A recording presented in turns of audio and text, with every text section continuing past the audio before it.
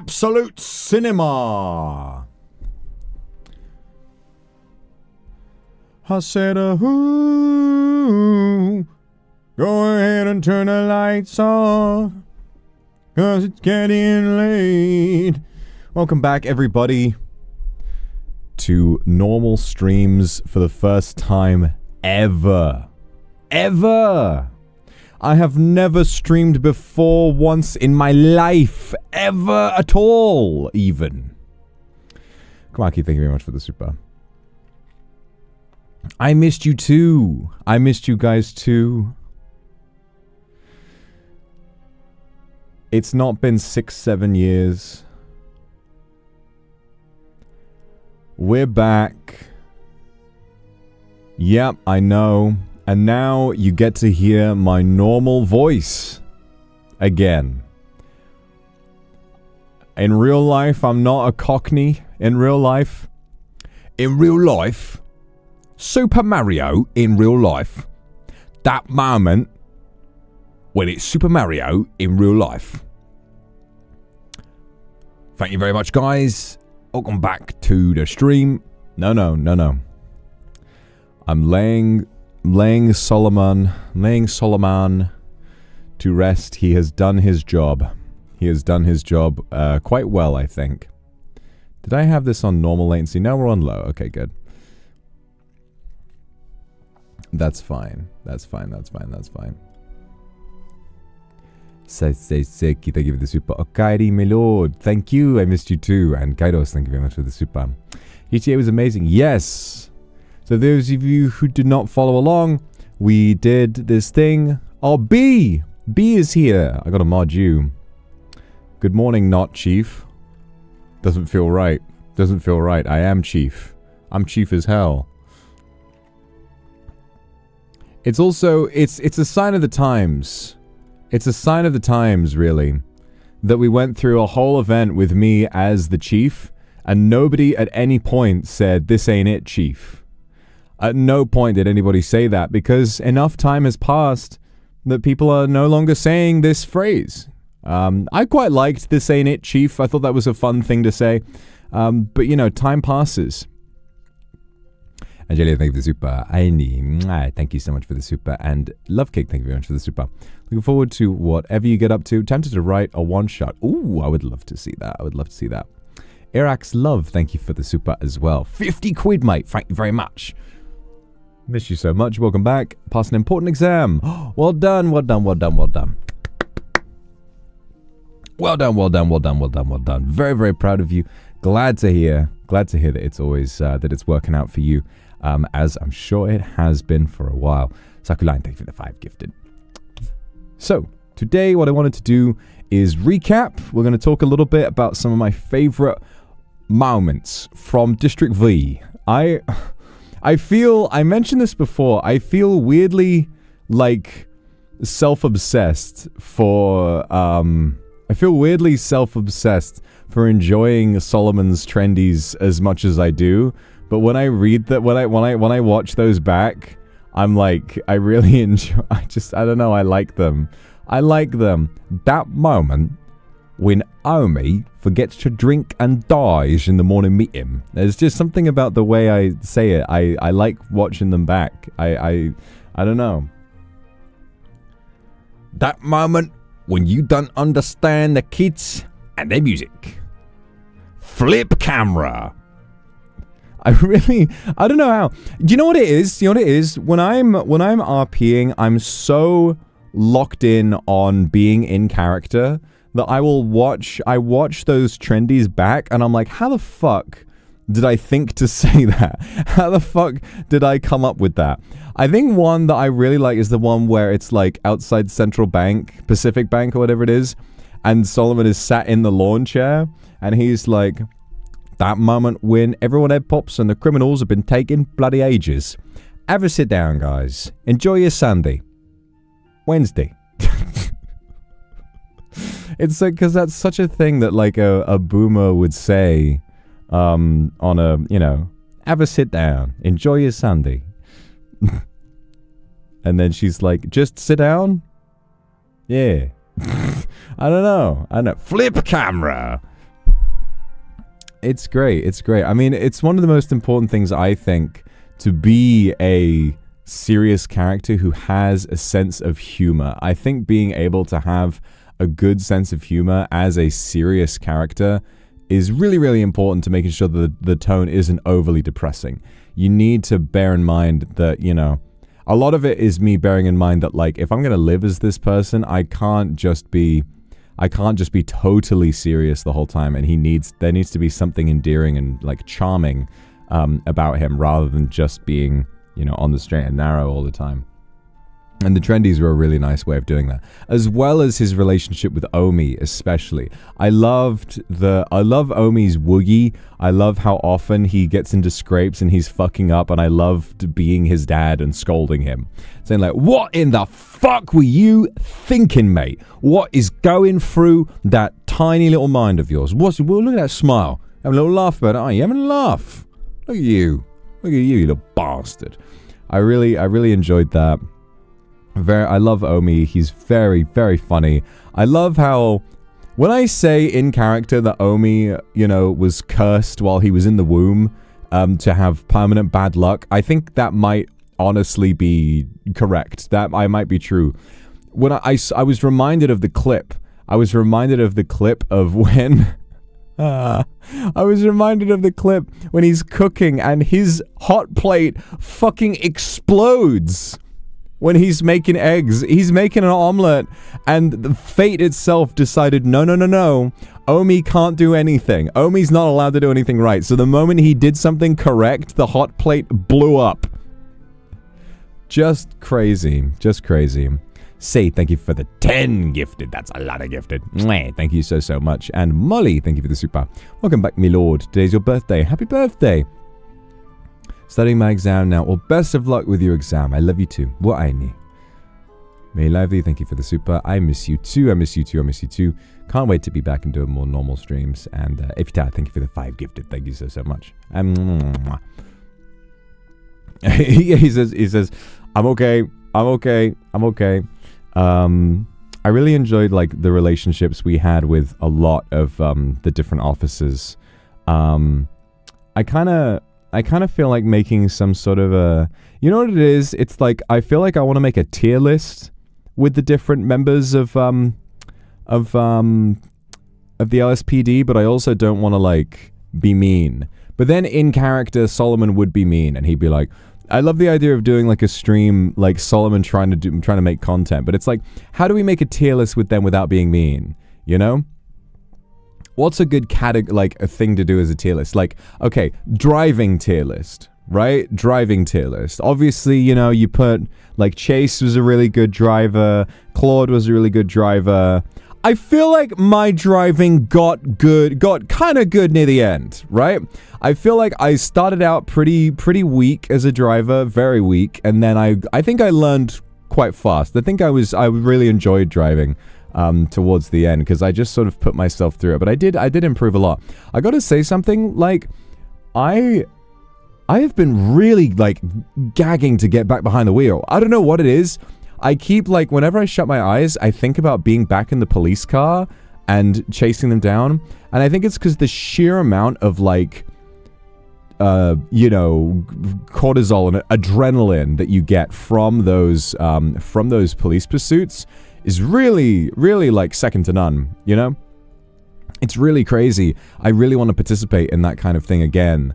But of course the server's down, and it feels crazy to want to do that, but there's only so much that you can really do. Time for a driver's license. Yeah, maybe.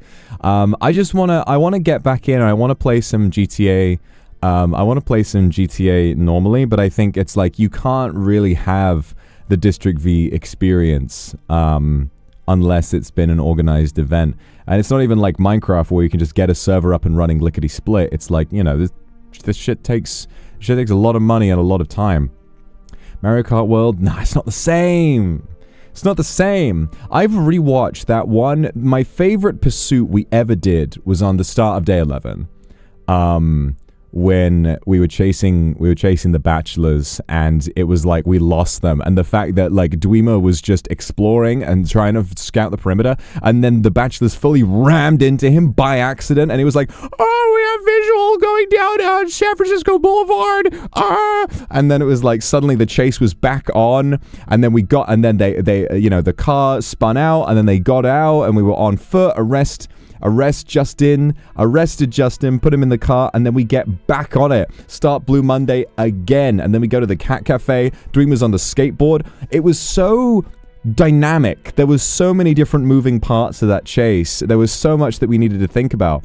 And when I made mistakes and when I didn't make the right call, I can see why. Like, a really pivotal moment, I think, is when...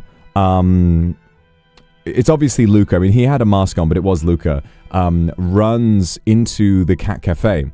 And his plan was to go into the Cat Cafe and change into his uniform and say, oh yeah, I was here the whole time. Zaddy, I've been here the whole time. But I thought, oh, he's going to go into the Cat Cafe and try to run out the back exit. So I tried to go around the back exit to try and stop him before he could, which turned out to be the wrong call. But I can see why I thought that. And I loved the dynamic sort of second hostage situation when I think it was Jimmy holds up like a few people in the parking lot, and he's like, I want this girl to do a really nice dance, and I was like, all right, you can't make demands of the hostages, all right, you're dealing with us now, you're dealing with the coppers now, okay? And he's like, free passage, and then I let him go, and then I see Shelby off on the right go after him, and I say, get him, you know. It's like I feel like dealing with dynamic sort of stuff that you don't really prepare for, there's no way that you can really train for an on-the-fly sudden hostage situation, like the second pursuit of the day with the monkey. When we were when it was the BGC, and then Princess and Rico had like gone all the way to the plane, and they said, no, we have another hostage, we want a getaway vehicle, we need a getaway vehicle now. And I said, okay, and then I get on the radio, 21, I need you to 21. Aim your taser at the purple hair one. I'll aim for the blonde one. And they went, no! And then we got them both at the same time. I had that idea because of, I don't know if you guys have ever seen the film Captain Phillips, where Captain Phillips is a hostage. I guess, spoiler for that film, if you've not seen Captain Phillips, spoiler, but the way that they save him from the pirates in that film is that the SWAT team basically lines up a perfect series of sniper shots, and they take aim at the same time, and the bullets go through, and they basically kill all of the pirates simultaneously, so that no shot taken would result in Captain Phillips getting killed himself. So I sort of thought about, you know, like trying to take them all down before they could react, and then it actually worked. Even though Princess did manage to shoot me in the end, we still got him. We still got him in the end, and so that was a really, really good pursuit. Also, guys, unrelated to District V. Unrelated. It's been a few days, and I'm taking a little break from the old medication, because obviously it's good to do that every once in a while. And so I have a little box that I got for Christmas that I haven't used yet of whiskeys, and I was wanting to taste a couple of them with you today.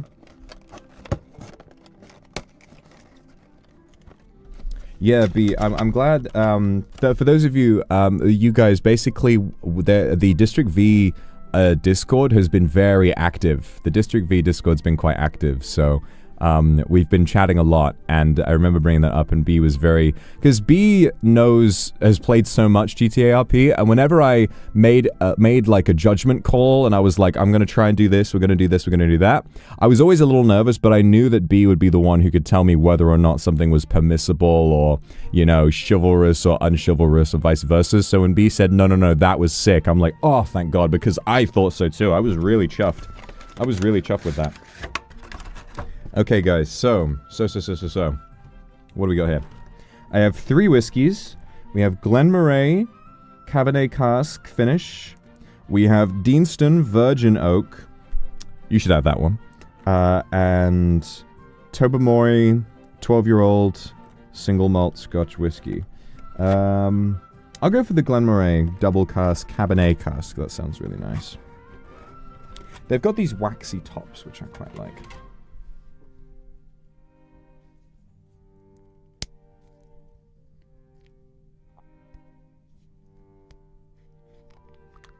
There we are.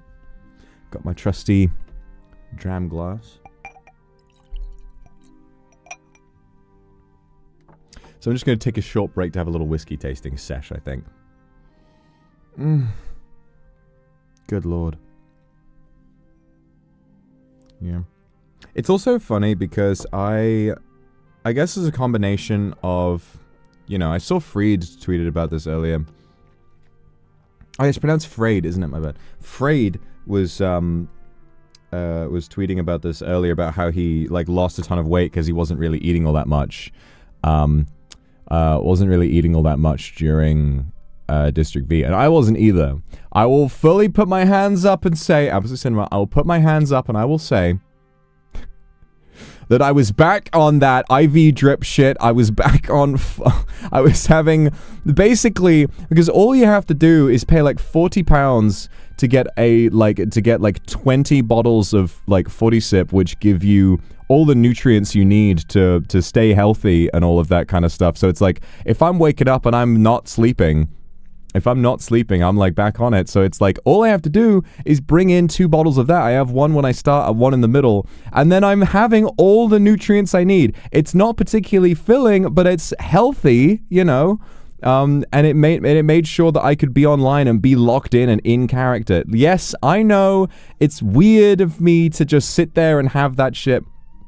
It's weird of me to just sit there and have like this medical grade meal supplement, but it makes it so much more convenient and it's cheaper too. So, you know, it's fine. It's fine. I was eating food for dinner. And I had snacks sometimes as well. I had those biscuits and things, but you know, I definitely was not eating what I would normally choose to eat.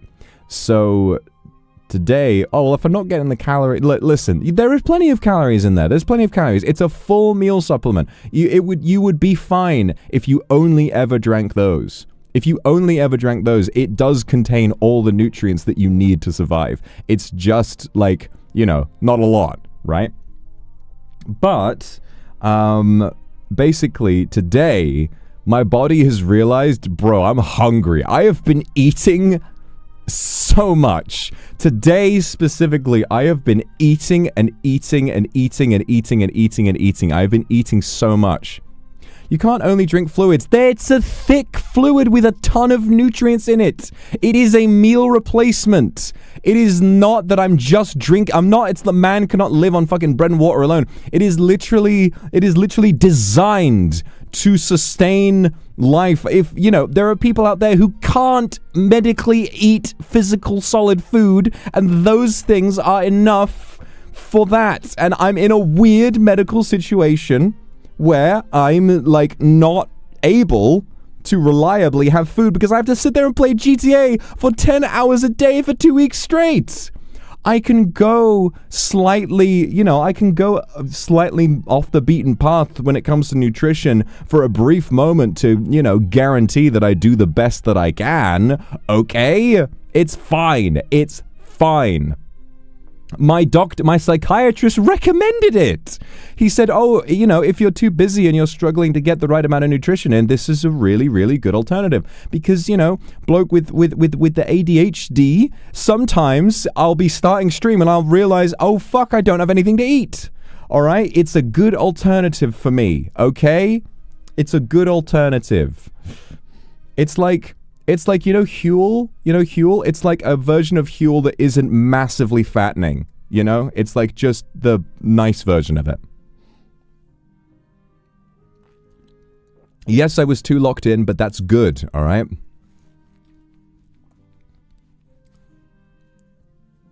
Yeah, steak slices. No, I was having those sometimes. But anyway,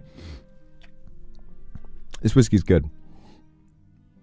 I've been eating tons. I had like... This morning I went to this breakfast place that I really like, and I had this massive full English breakfast. Completely finished the whole thing. Didn't even blink. I was like, I'm still hungry. I'm still hungry.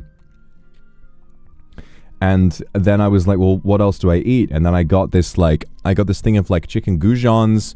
And then I had like a pot noodle. And then I was still hungry. And so I went for another walk to go hand in my prescription.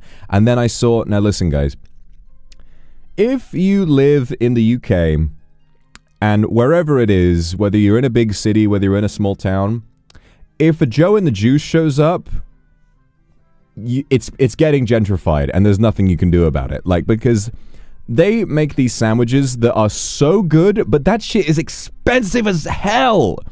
It's a steak sandwich that's really good. It's a really, really good steak sandwich. But it's like £14 for a sandwich. It's ridiculous. Yeah, Joe and the Juice. It's like, it's nice. It's good food, but it's expensive as fuck. It's so expensive. But I wound up walking past one today and I was like, oh, don't tell. Okay. And then I had the steak sandwich and it was really good. I had the steak sandwich. But yeah, it's expensive as hell, you know, so that's a treat. That's a treat.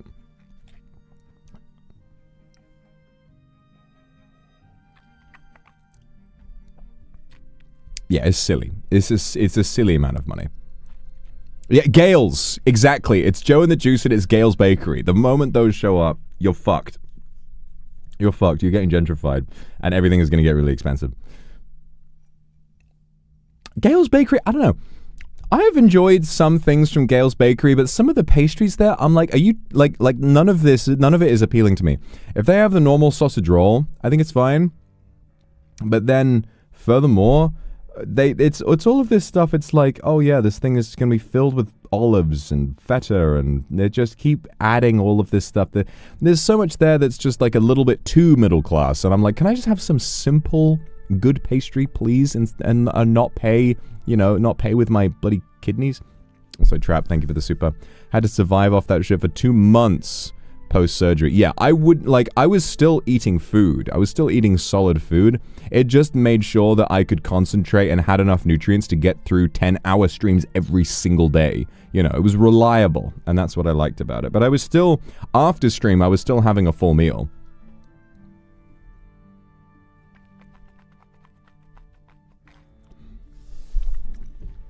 Ooh, that's nice.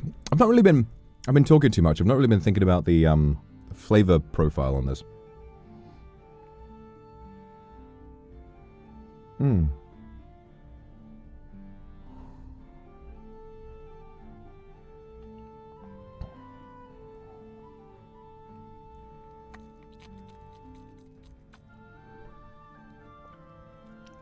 Angelia, thank you so much for the Aku Super. My sleep schedule is still a mess. Going back to sleep now. Your voice in my ears. Oh, well, I will look after you until you get a nice, relaxing sleep, Angelia. Mwah. Thank you very much for the super.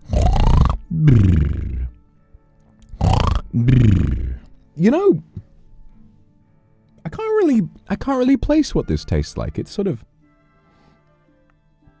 Cat's Deli and NYC sandwich, $30. I mean, during District V, I made a ton of jokes about LA prices, given that the bottles of water in the vending machines were like $1.50. $300 tacos at the Vanilla Unicorn.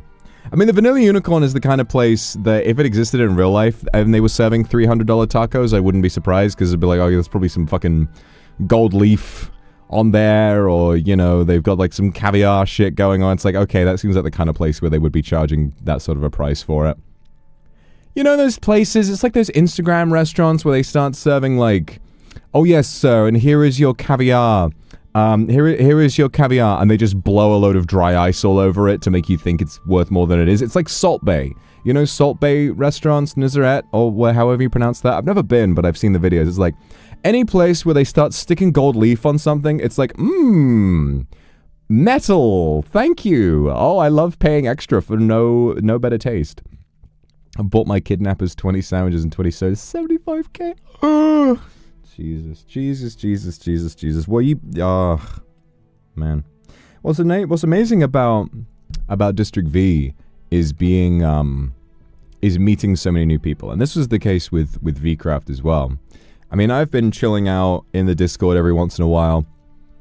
Been chatting with Hilo and Yura and Apollo and all of these other people every once in a while.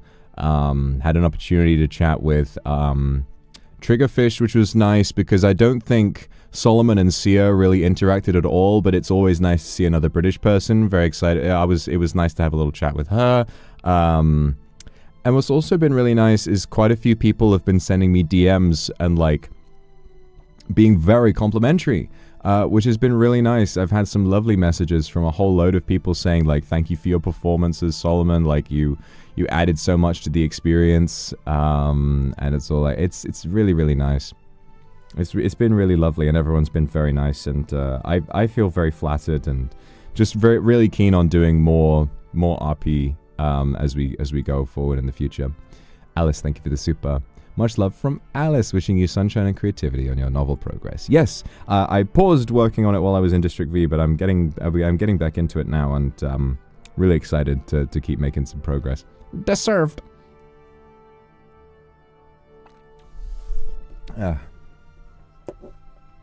Mikeyama, Mikeo, thank you for the 5 gifted. Thank you so much. Thank you. So, the monkey. Deserved. The monkey was so good. I love Mao. I love all the mods. All the mods did amazing. In particular, I have to shout out Mao and Saru, who... So Mao was the monkey, and Mao was great for jumping in on one of his many characters to help out in various situations. He had a cop character that was Teo, who was there for like, you know, if anything went wrong or if the cops needed help, like was there to sort of sort things out and be an extra set of hands. He was the monkey. I believe he also had a criminal character as well, which was always really, really fun. And Saru as well was really, really good with, whenever I was submitting a lot of tickets, about like asking how to do things, and Saru was there sort of like talking me through a lot of stuff, and we were having a little chat during the final day, and it was her that I asked, am I allowed to declare martial law right now? And she said, just do it. Just do it. Just let's get this sorted out. And I was like, just stay away from the weddings. And I was like, rightio, right. I loved declaring martial law. That was great. And I wish I did it earlier. I wish I did it sooner. The moment Mr. Toad came up, the moment I should have realized in that moment that the situation was no longer manageable, and I should have been like, all right, now is the time that we need martial law in order to get these people to calm down.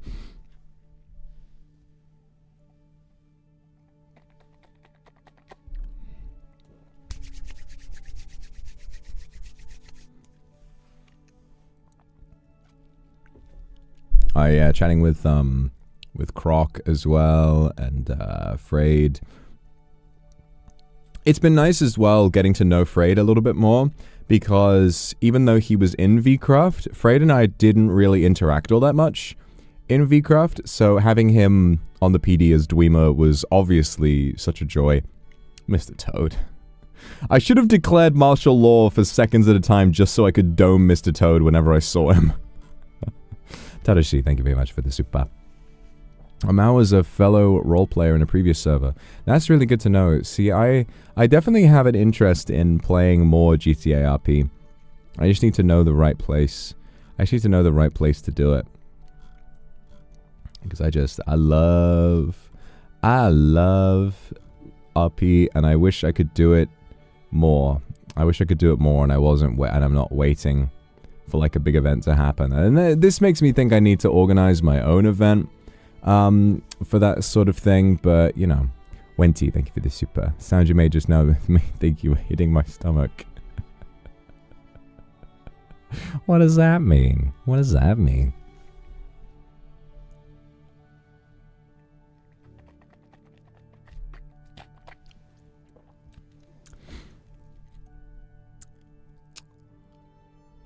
How do you not damage his voice? Yeah.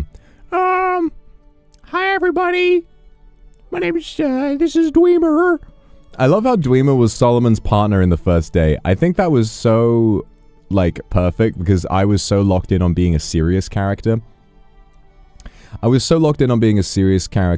then having Dweemer as my partner, and I was like, so, let's get to know each other.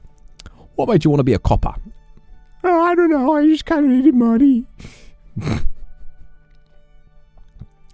Dweemer added such a great level of, like, comedic relief to the cop experience that I think we all really desperately needed. And I'm really grateful to Frayed for being able to play a comic relief character for that long, because God knows I could not have done that shit. I feel like I need, as an actor, I feel like I really benefit from having a serious character to play. And I think it takes a lot of humility, really, to play a comic relief character, because you're kind of accepting that while you might be the center of attention a lot of the time, you won't necessarily be a quote-unquote main character. I think that it takes a lot of, like I said, it takes a lot of humility to do that. How do I compare District V RP to VCraft? Oh, it was very different. So District V was, I guess we'll start by talking about VCraft, because the main difference, I think, is one of structure. VCraft had essentially no rules. The rules, I could probably find the whole list of rules for VCraft if I go back to the server. Yeah, Luca gave some rules. General rules. Respect each other. Expect people to be streaming. Do not excessively use automatic farms that may cause server lag. Don't excessively breed animals because it causes lag. No RDM or random griefing. No metagaming. Don't use /home or /back. Have fun. And then roleplay rules, which includes no metagaming, no RDM, and so on and so forth. And that was it. That was all we had to remember. What that meant was VCraft gave the opportunity for us to really, like, what I think created the story of VCraft was, like, in a sense, the meta, not metagaming, but the meta understanding of how the rules and regulations affected the story. So the whole thing is, we never really talked about how in Minecraft you respawn. And then that became a part of the story. It was the fact that, oh, there are no consequences because all that happens is people just come back to life. What can we do? At least that was what bothered Vitruvius a lot of the time. The absence of rules created a really interesting story. And you had so much freedom in how you approached your own RP. So in VCraft, what I was doing was I spent a lot of time alone in my tower, just playing Minecraft, crafting items, coming up with ideas for spells and things, flying around. You and I were, like, chatting. I was just ZATSUing a lot of the time. And then we could fly into town to chat with people as and when we chose to. I would just get this idea of, like, feel like chatting with people right now. Okay. And then I would fly into town, and then I would chat with people. Whereas in District V, there were so many rules. Rules and structure going all over the place. There are rules for, and especially for cops.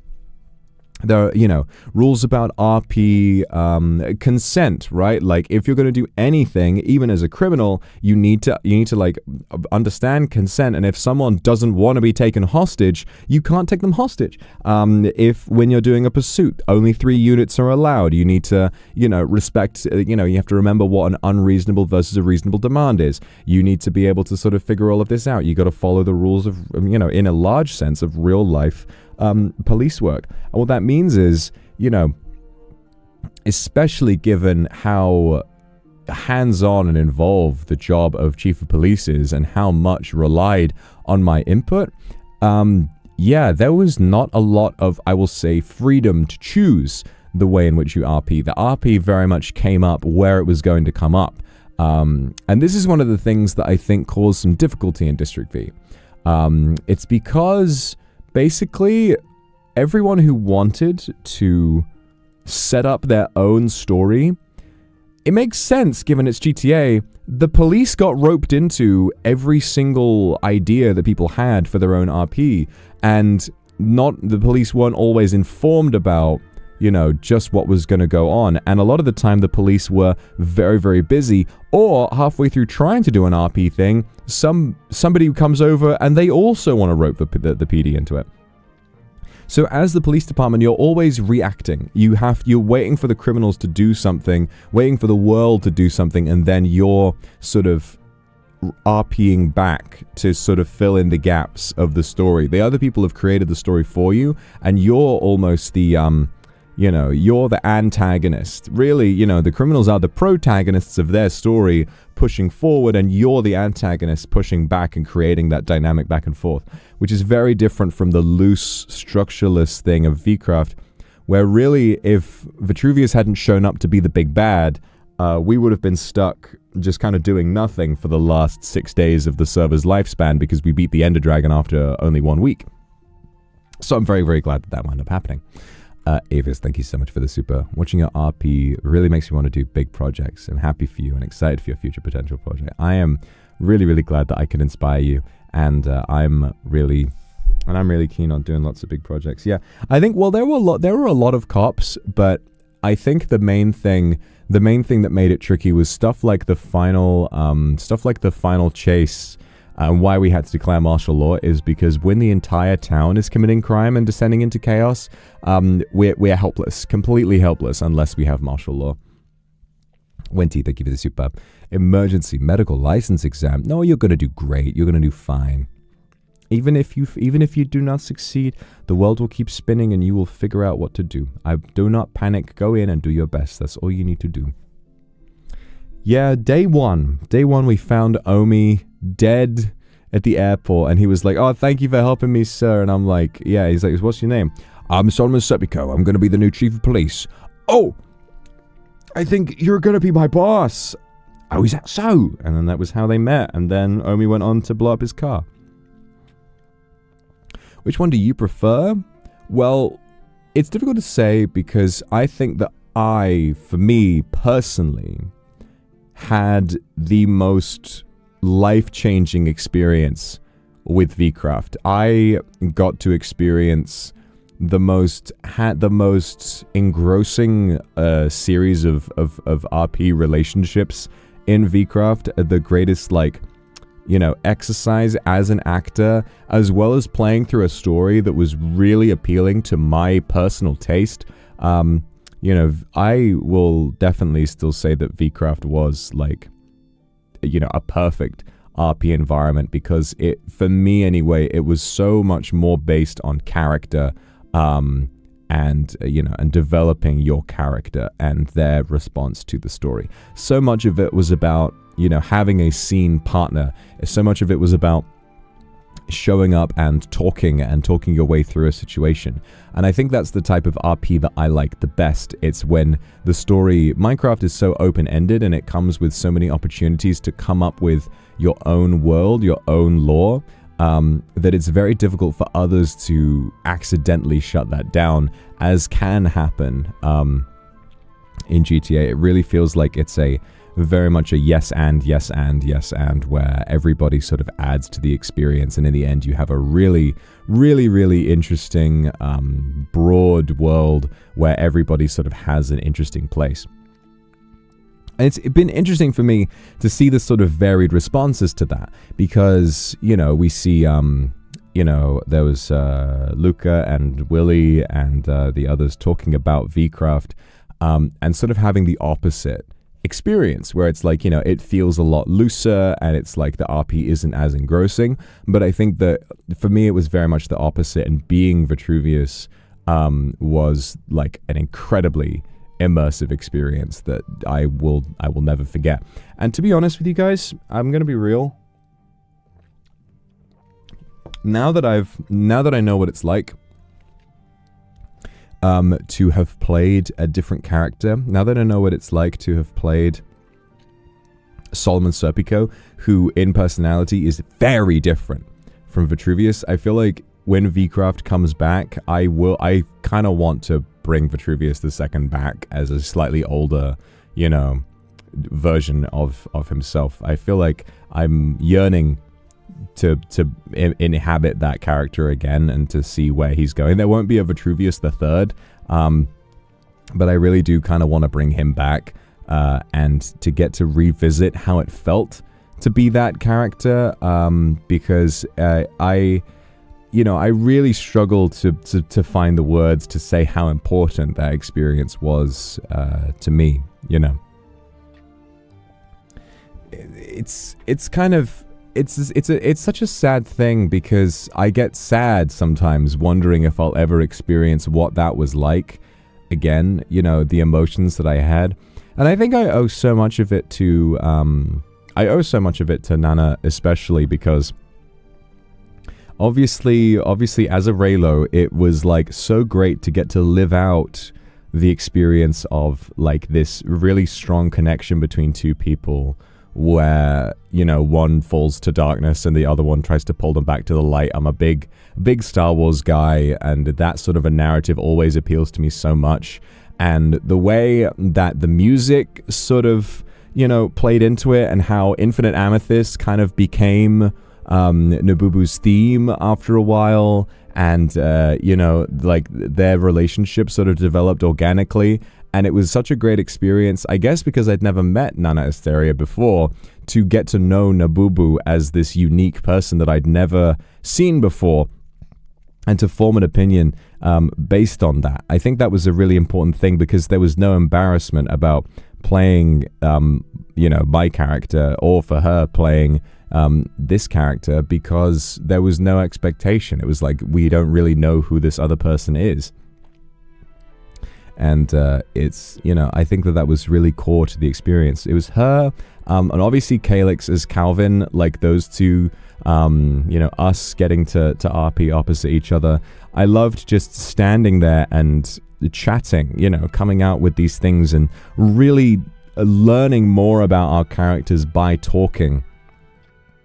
Learning more about our characters by talking to each other and about each other. I love in particular the scene. The scene where we first went to what would become the rendezvous point, and you know, talking about what the world is like in Vitruvius's worldview, and how he talks about, you know, well, the line I came out with: "If community is really free, why have I had to fight for it for every day of my life?" and all of that sort of stuff. There were so many great things where when you're RPing, you come out with these lines, and you'll think about what you said, and it's like, Jesus, did I do that? Did I do that? You know. And I'm sure that if Elle and Roswell hadn't come to my tower, something else would have happened. I can only imagine the world being set up in the way that it was conducive to that story. So for me, you know, to answer your question, I definitely feel that V-Craft was more my speed, but I did love GTA. And I'm really keen now, thinking about next time, because I know that Luca has... I'm not sure if he's, you know, dead set on it, but I know he's talked about doing it again. If there's another District V, I will probably be a criminal next time. And I've come up with this idea for a character that I tweeted about, where it's like a shapeshifter who carries multiple sets of clothes and tries to blend in with the locals. And then I wanted to kind of take a page out of Gerard's book and do voice impressions to really throw people off. You know, I'd love to be able to blend in with locals and, yeah, like escape in a crowd and all that kind of stuff, and shapeshift around. Have multiple, play a character who has different personas, right? Play a character who's got different personas, where maybe I'm acting a completely different way around different people. Like, let's say, just for the sake of the conversation, if it was the same world that also had the vanilla unicorn, that also had all the same things, maybe the personality I take to the mechanics is completely different from the personality I take to the vanilla unicorn. Like, maybe at the vanilla unicorn, when I go there, I'm wearing like a super like an unbuttoned like satin shirt, and I've got this crazy hairstyle. And I'm like, Hey, Daddy-O, I'm back and I'm ready to get on the dance floor. Come on, son, let's boogie now. Or make up some stupid character. And then I go to the mechanics and I've got a completely different accent and I'm just like, hi, how are you doing? I was hoping you could fix up my vehicle. Is that alright? Is that alright for you? Yeah, of course. Or whatever it is, and then just completely change things around and be a little bit elusive, and then be like a really quiet, soft-spoken but very dark and brooding character around my own criminal gang, where I'll be like, and then I kind of want to be like genuinely a bit evil, you know, where Vitruvius II was so misunderstood and was driven to evil by his anger and his trauma and all that kind of stuff. I kind of want to be a character that is a little more unforgivable than that. I think that would be a lot of fun, to be like a real bastard. Tiger was talking about an experience he had as his criminal character on District V, Kneel Down, where he got mad at profit margins and dragged profit margins into the boxing ring down in the Vanilla Unicorn, and he wanted to like keep beating him up and then have Illyra resuscitate him so he could beat him up again. I love that. That's some real mafia shit. That's some very violent, like super evil shit. I want to do stuff like that, you know, really kind of like throw your weight around, throw your power around, and sort of, you know, bear down on people. I think that'd be really, really fun. I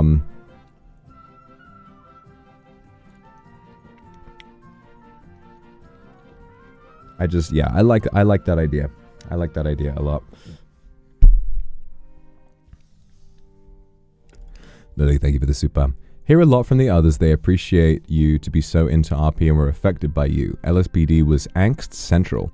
Some good stories came out of it, as Solomon did a great job. Yeah, I've heard some people talking about, like, it's like people, I mean, I feel very flattered by it, you know, people saying that their proximity to me makes them take RP more seriously, and that makes me happy, because what I really, really want to do,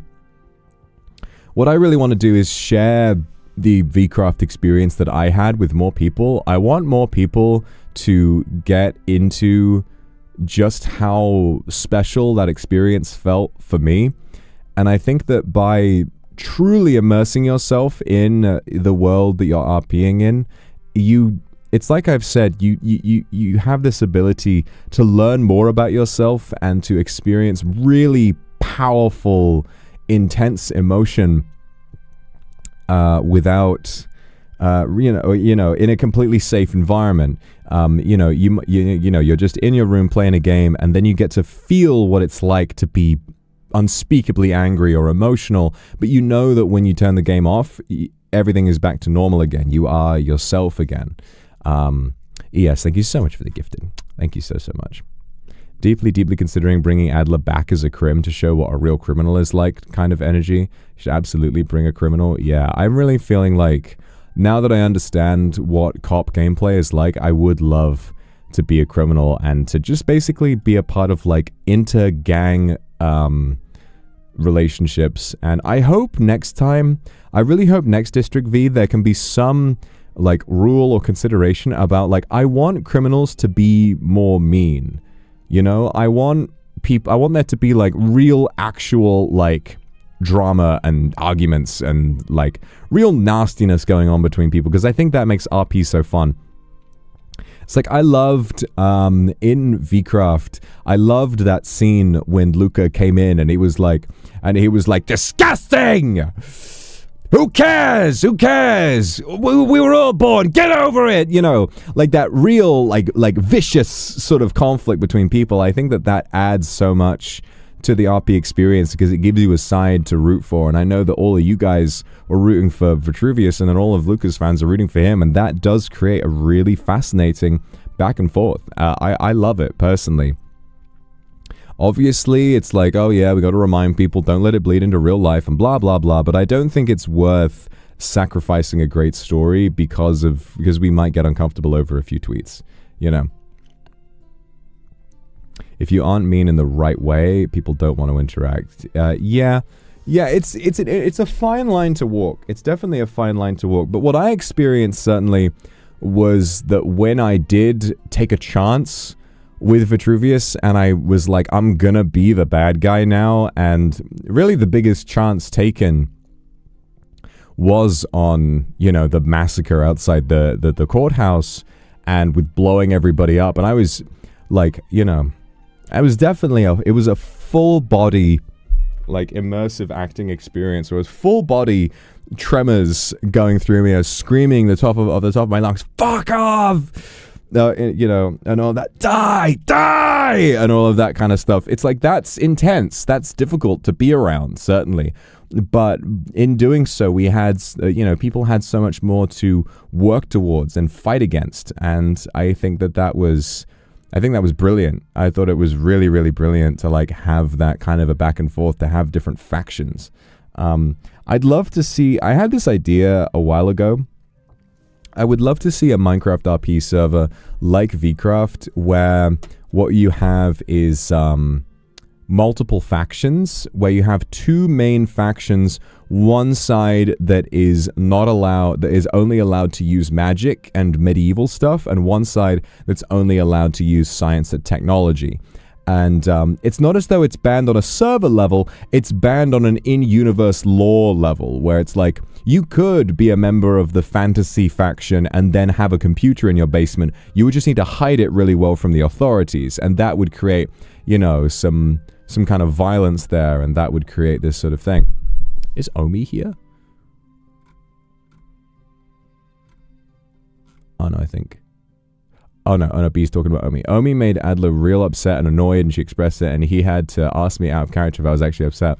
Yeah, no, I've had this a few times too. I mean, what I really enjoy has been, like, you know, chatting with, or having the arguments with Nana after you like recklessly dived into the water, and I was like, what the fuck were you thinking? You know, and then with Omi as well after his chase, like, chewing them out. I think that kind of thing, it grants so much, you know, for the RP. And sometimes I think just running with it, sometimes I think just jumping in and taking a risk with RP and trying it out, and then DMing the person you're RPing with afterwards and saying, hey, just want to make sure that was all right. Were you okay with that?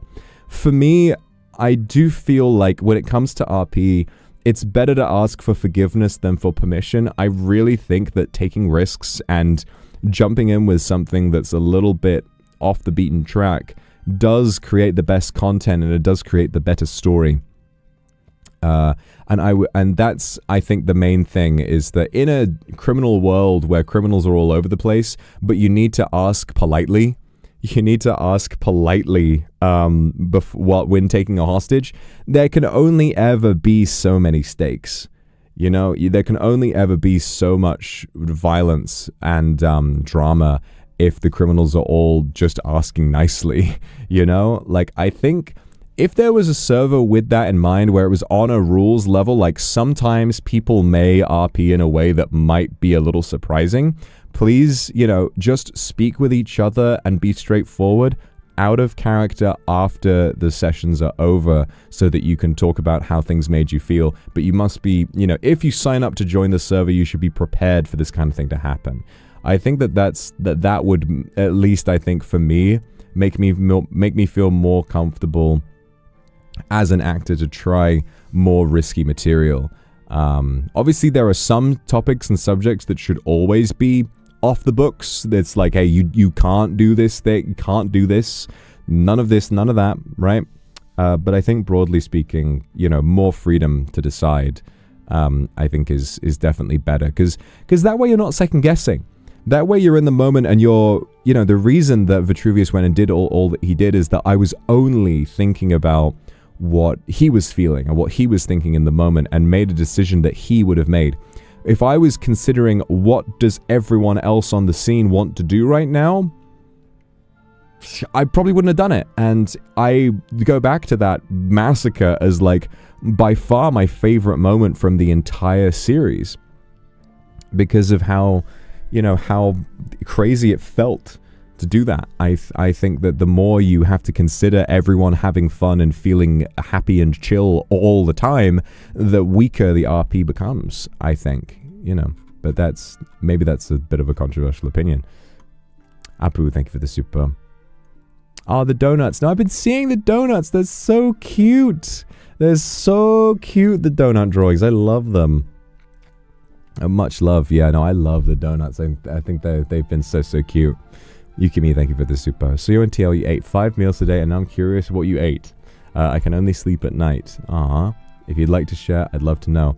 I had a full English. I had this OT thingy. I had this thing of chicken, goujons. I had a steak sandwich. I've been eating so much. And you know what? I want to know something? I'm still hungry. I'm still hungry.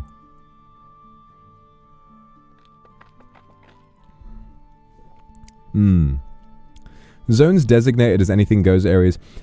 For me, I just worry that, like, the thing about VCraft is that I know that area, the courthouse, would have been considered okay, everyone's here, so let's make it an easy RP zone. And the moment you're thinking about that, the more you're thinking about the rules, the less you're thinking about your performance, the less you're thinking about how to create the best sort of character moments that you can, how to really think and feel through just what your character is experiencing. I just feel like if I made a server, on my own, if I was the one organizing it, the rule would be sometimes, aside from certain topics that are NG, and that's very clearly stated, but when people go in, it's like sometimes RP may get intense, and if you want to play, you must be prepared for sometimes things might not go in a way that feels comfortable 100% of the time.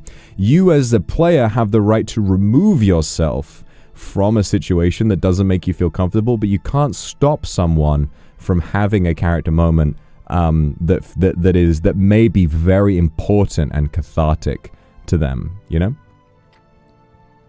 I'd say, like, if something is happening that's making you, like, that you're really not okay with, the best thing to do is to speak with them after the fact and then try and find an in-character excuse to get away, from the situation. But I just, I just want there to be something for people who really want to fucking get stuck in and, like, do some challenging stuff, after all the RP we've done so far. Like, it's really made me want so badly to, like, really let go of all of the attachment to how things affect the online sphere and to just enjoy playing a character for the sake of playing a character.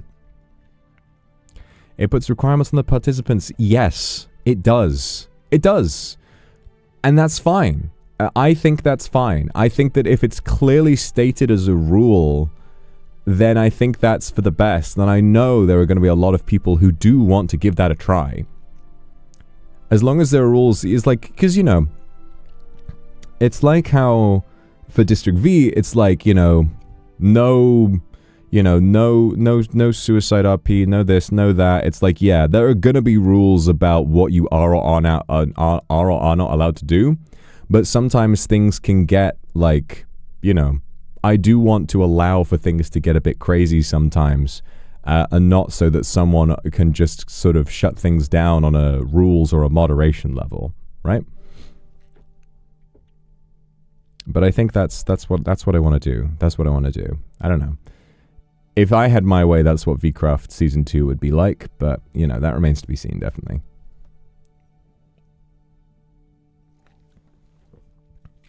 Wolflad, thank you for the super. Seeing you as a old-fashioned man in his late 40s was very believable. Led me to be in character where I need to hold back my tomfoolery. Oh, that's really sweet. That's really sweet. But you can always have a bit of tomfoolery with Sir Pico. He likes to tomfool as well.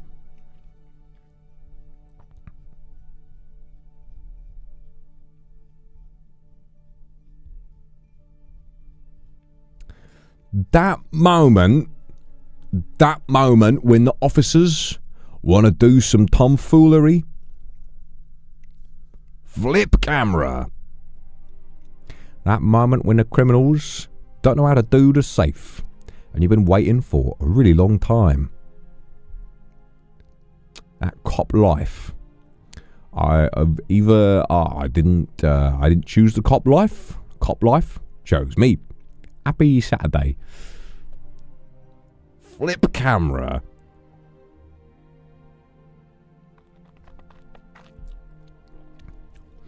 That moment when you got a monkey on comms for the police chase. Everybody, this is the strangest moment in my life. Make sure to like and subscribe before I lose my mind. Best part about you playing Serpico was you didn't have much experience in GTRP or as a chief, but you fully took the role of chief and RP'd the hell out of it. I mean, that's what I wanted to do.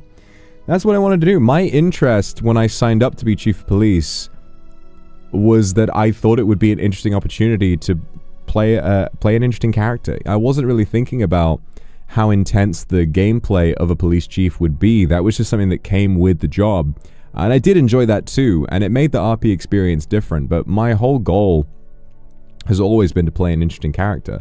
You know, I approach this like, you know, I approach it less as a opportunity to play a fun video game and more as an opportunity to, you know, for an exercise as an actor. But I did wind up really, really loving the gameplay as well, and I really do want to play it again. Say thank you for the 5 gifted. Thank you so much. And X, thank you so much for the gifted as well. It's a huge role to take on. I'm really glad that it worked out. I'm really glad that it worked out in the end. And I owe Tiger a lot for teaching me so much and for being on Wayne Kerr to kind of bring the, you know, to make things a little easier on me for the first few days. And then after that, you know, I'm glad that he didn't feel like he needed to be on Wayne Kerr too much. I think it was like the first few days. And then after that, like, you know, he trusted me to be chief. And I think everything went great. You know, everything was fine. Talk about Alice. Says Chief Serpico's daughter. So for those of you who maybe didn't catch that moment, I'm sure all of you have heard about it by now. After Macaroni is announced to be missing, presumed dead, Roku Nana goes nuts and runs away and is eventually found, and she's very emotional. And then Serpico gives her a big talk, and he reveals privately to her that he's actually a dad. He's a father. And back home in the UK, he's got a little girl who's 7 years old, and her name is Alice Serpico. He had a wife that he met when he was 15, and they got married when they were only 19 years old. They didn't wait long because they were the one for each other. They didn't wait at all. They were like, we're going to get married and we don't even care. And they were married for 30 years, 32 years. But one day, Solomon Serpico was very busy, hard at work as a cop, when he is studying the numbers and he's going through the police station finances, and he finds out there's some corruption going on here. He's back in the UK and he's looking through the numbers, and the numbers do not add up. There are finances that are just disappearing. And he confronts his manager about it, and he says, the commissioner, and he says, I think this needs to be looked into. There's something wrong here. And they say, we'll look into that for you. And then the next thing he knows, his wife has disappeared. And so for him, his motivation has always been to recognize that the system is broken, but there is nothing that we can do about it. That is his view, because for him, he has far too much to lose. His wife being taken away from him was a warning. And he knows that if he digs deeper and tries to dismantle the system and be a hero, which he's always encouraging his officers not to do, then they will take his daughter from him as well. So all he thinks is, I want to make the world a better place as best I can, but he's old and ugly enough to accept now that there's only so much he can do.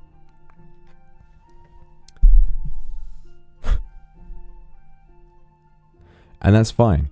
That is his motivation, and I think that's a very strong motivation for him as a character, and I love that.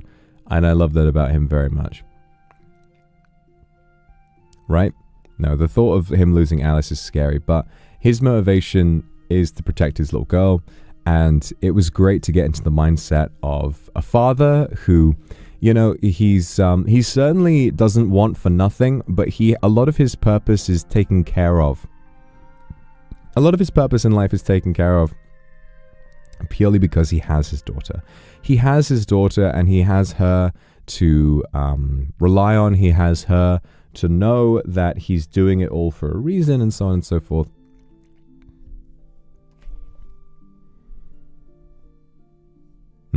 Yeah.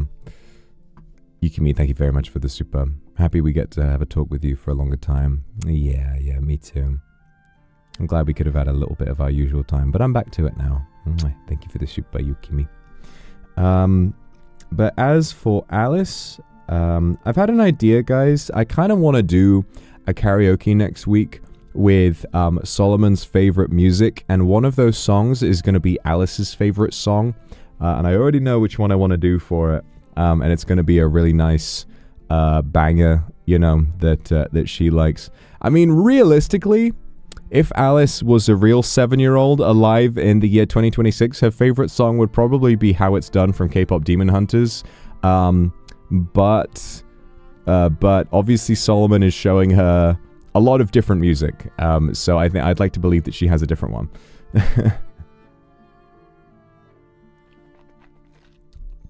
Are you going to sing as Solomon? No.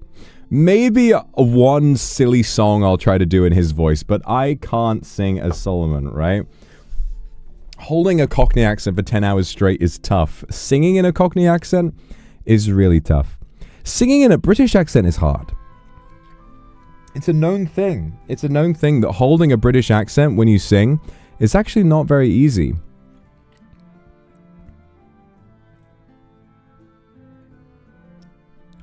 His wife's favorite song? Yeah, I think so. I think I would. I've been hiding, now I'm shining like I'm born to be. Like, we could do that. I've been hiding, now I'm shining like I'm born to be. Is that good, Alice? Am I doing it? No, Daddy, you're embarrassing me. Oh dear. That moment when you don't know how to sing the K-pop song and your daughter gets embarrassed in front of all her friends. Share this video if you don't understand any of this modern music. I just liked it when Elton John was showing his moves on the telly. Make sure you enjoy your Sunday, guys. Have a sit down. Wednesday. Does Alice have an accent? Yeah, she'd be, you know, Essex, East London accent too. She'd be like, no, Daddy, let's go to the park, okay? Dad, do you have the tape with my favourite song? Oh yes, darling, I do. We could put it on in the car. Put it on the car, darling. You like that? Yay, thank you. Love you, Daddy. Oh, I love you too, darling. Angelia, thank you for the super. Say thank you for the super. Not sure if you know this, but 88 in Chinese sounds like Baba, which means father. Aww. The perfect number for number one dad. That's true. I didn't think about that, but that's so true. Hello. This is 88 going 10:41 for the morning. I'm on duty now. How we doing? Good morning, you lovely people.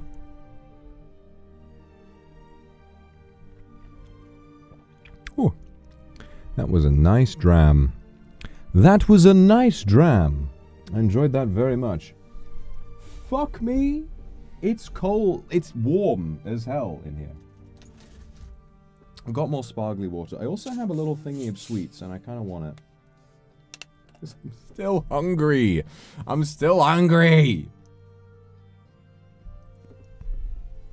Am I giving you guys baby fever? Would you let me fix that for you?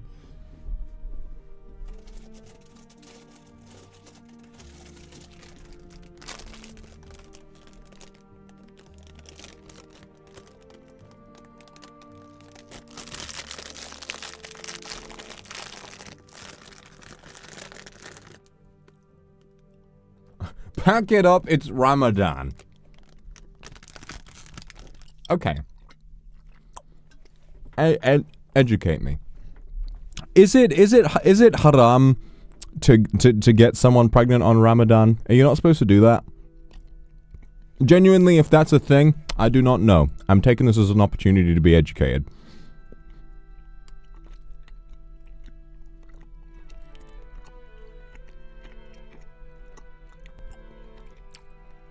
If it's before sunrise, yes. Is that true? Is that true? During the night is fine, just not when there's fasting. That is interesting. I did not know that.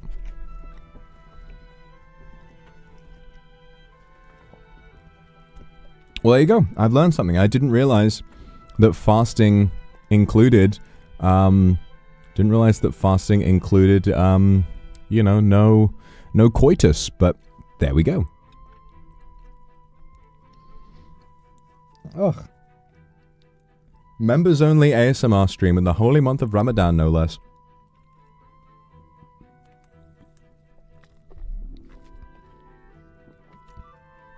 Inshallah, my pull-out game be on point.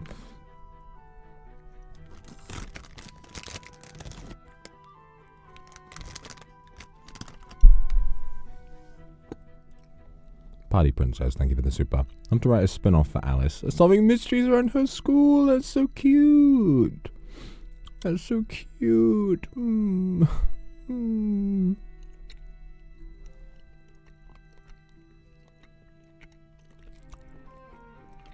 Get him? What do you mean, get him?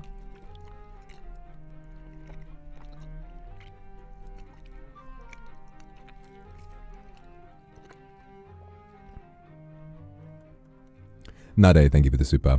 Even though I feel like I've seen you a lot, somehow it feels like it's been a while. That's true. Hugs and kisses. It's been lovely to see you, Nade. It's nice to see you again. Thank you for all the artwork you've done throughout District V. First time chat, so thank you for giving us an outstanding RP performance. Yeah, I mean, that's the thing. RP, you gotta get past the initial cringe, but once you do, you realize, like, man, this shit is really good. This is like, I feel like it's kind of a fundamental human experience to just lose yourself in another world. It's like if you genuinely got transported to another world, you would get into it. And if you suspend your disbelief a little bit, you can do that with RP. It's a really wonderful experience. I'd recommend it to anybody.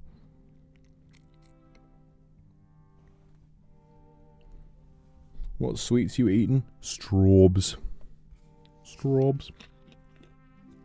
That moment when a demon is halal. Everybody make sure not to forget to eat plenty before your fast today. Make sure to have a healthy Ramadan and look forward to Eid later this year. Astaghfirullah.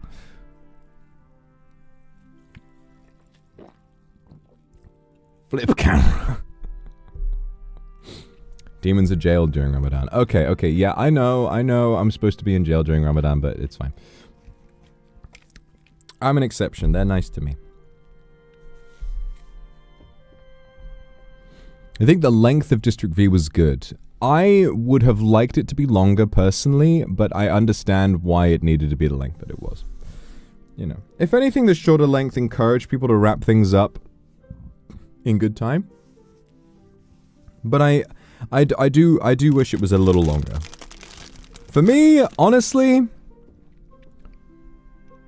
it defeats the purpose of a limited time server, because a limited time server encourages people to log in as often as possible. If there was some way of having a server that was that active that never went down, you'd never see me again. I would be there the whole time. It would just become life. That would be life to me.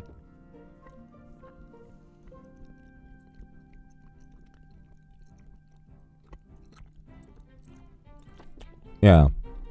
Yeah, the 10-hour days felt short. I think I would have liked it if it was 12, but yeah.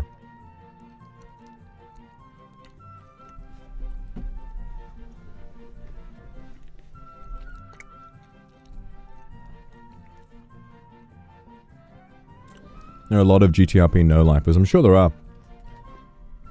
It need to be for that or for Minecraft. We ever get back to Niji Enterprise? Yeah, no, I'd like to. Niji Enterprise, I think, I guess it depends. I think a lot of people may not have played it so much because in the lead up to GTA RP, you know, it's definitely a lot to get invested in. And also, All the Mods 10 it's a tough mod pack. It's like, compared to Cottage Witch, which is a lot more beginner friendly, All the Mods 10 is fucking complicated. There is so much stuff in it, and it's really overwhelming. Might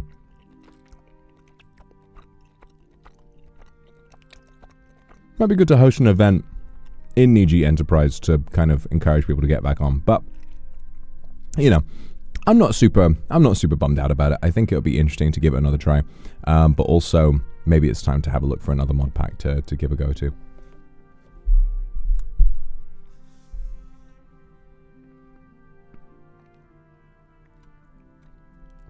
Sunny, thank you for the super. Can you say this super in Cockney accent? I'd love to hear it. Miss you. So happy you're back. Sunny, thank you very much for the £10 for the super chat.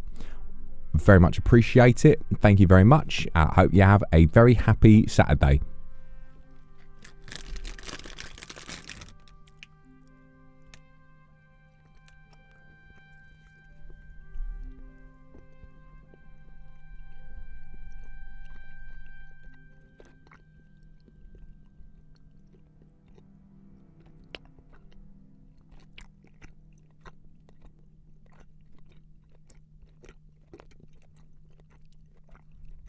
It's so yummy. Flip camera.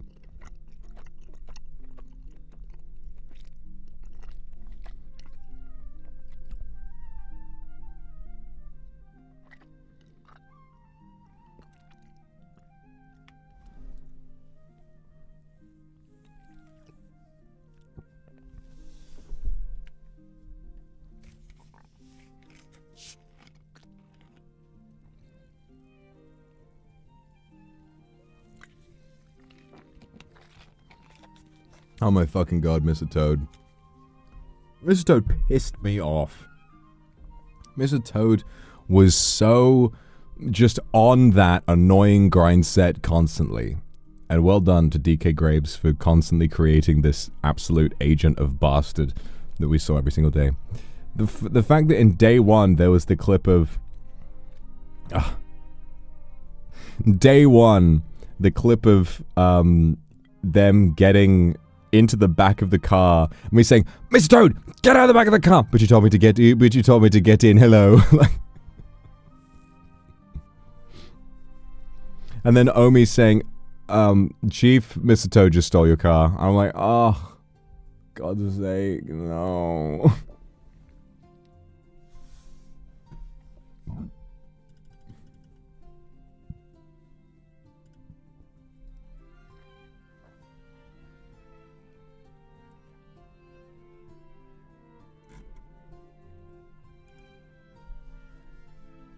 Luna, thank you for the super.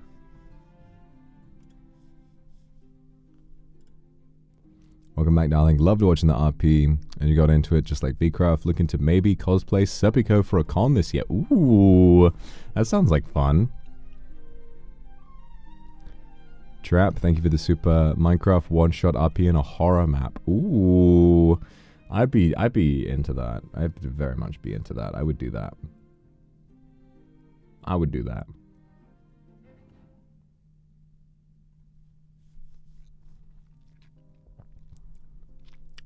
Wallflower, thank you for the super. Modern day story of winning the Willows with Mr. Toad stealing a car.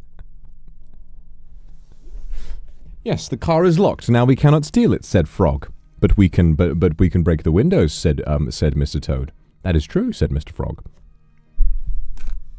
Sunny, thank you for the super. Don't mind me, I'm just patting Demon. Thank you. Thank you, Sunny, for the head pats. Make sure to like the video and subscribe. Lily, thank you for the super. The numbers on your first police car plate were random. It had 520 on it. It's true, isn't it? It's true. What I need. Yukimi, thank you. I'm looking forward to both the upcoming events with lots of people and your solo streams too. Listening to the eating sounds making me hungry even though it's the middle of the night. No, you're allowed a cheeky midnight snack, baby. You're allowed a cheeky midnight snack. You can have a little tip.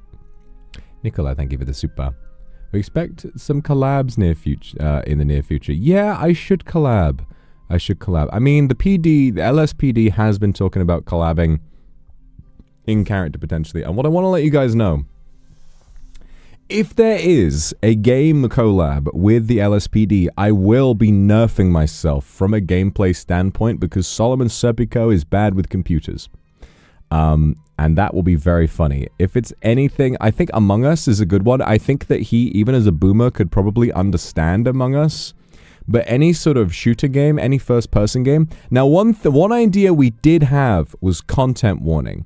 And of course, if we play content warning, every time I turn the camera on, I'll have to open it with, "That moment, Omi is eaten alive by the creature." Guys, make sure to smash like if you want to save Officer Omi. I think content warning would be a really good one for LSPD to do. Flip camera. It doesn't flip this one. It doesn't flip. Serpico on repo. Oh my god. Lethal Company.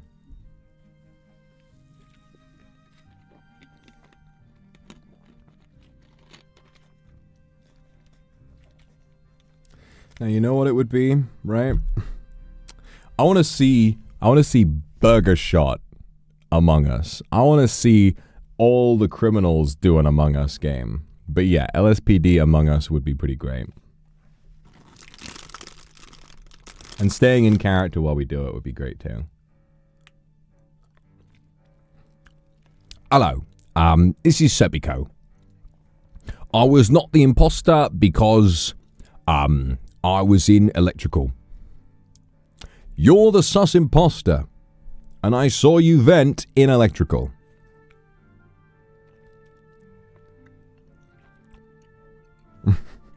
Accusing someone of being an imposter in the burger weather voice. Oh my god.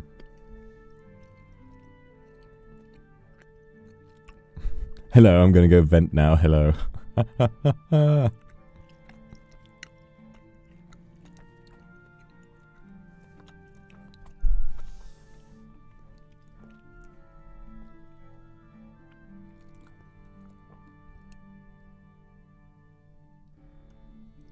Right, hold on.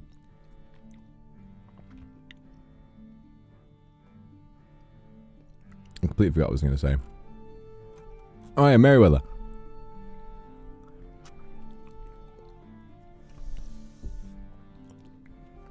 That dastardly devil Lucas Santos is lying, and he's accusing me of being the imposter. I am not an imposter. I only work as a crewmate because I work at Burger Stop and I know what it's like. Burger Shot. Because I work with my Burger Shot family, and I remember that I only ever want to work on good food for our good customers. Why would I be an imposter of any kind? Dweemer. Dweemer and Among Us. Dreamer and Among Us would be so funny. Dweemer.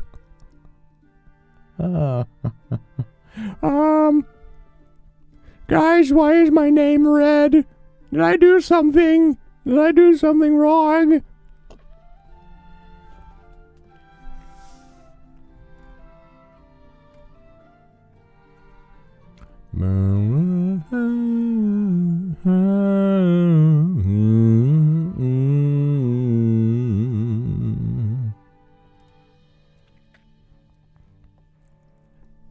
Imposter! We only make burgers here! Jimmy's mom has got it going on. You're not the girl for me, 'cause I'm in love with Jimmy's mom. Love you, mama. Thank you, Mary. Love you for the super. Omi is an imposter. That would be funny. Omi is the type of guy. Omi is the type of guy to die as crewmate, like, first every round for a while, and then he finally gets imposter, and then we suss him out immediately. The crash out would be very good. The crash out would be very funny.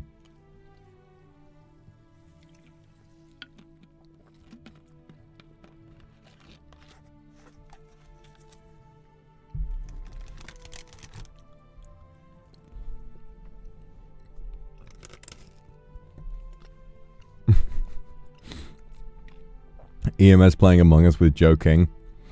I've had to bite my tongue so many times. I've had to bite my tongue because Joe King is so funny. But I could never get away with doing that accent on stream. I keep wanting to do it back, but I know I could never get away with it. And you know, I tried it in private. I think it's pretty good. I think my Uncle Roger SEA grandpa accent is pretty damn good. But you'll never hear it.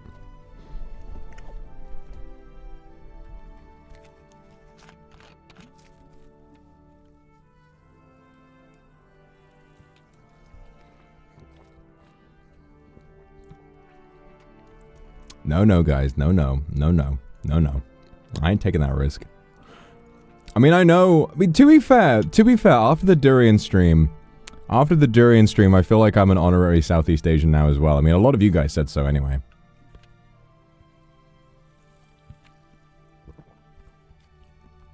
You just have to believe. Because my impression of, you know, you guys know I'm good at doing voices, so you can assume that it's a good one.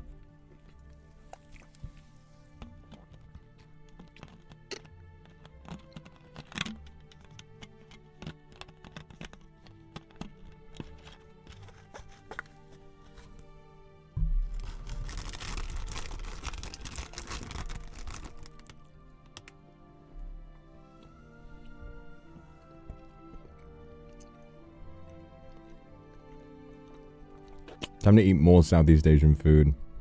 That's true. The more durian I eat, the more Asian gets into my DNA. Maybe one day. Maybe one day.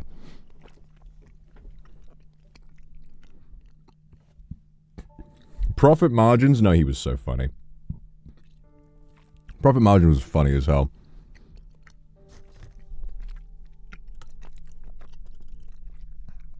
I love that Profit Margins was never out there trying to waste police time. He was just showing up and doing shit, and the moment we arrested him, he was like, yeah. He was like, yeah, that's true. No, you know what, that's right. You know, I am committing a crime. What was Profit Margins even about? I don't know. I'm flying in the car. Oh my god, yeah.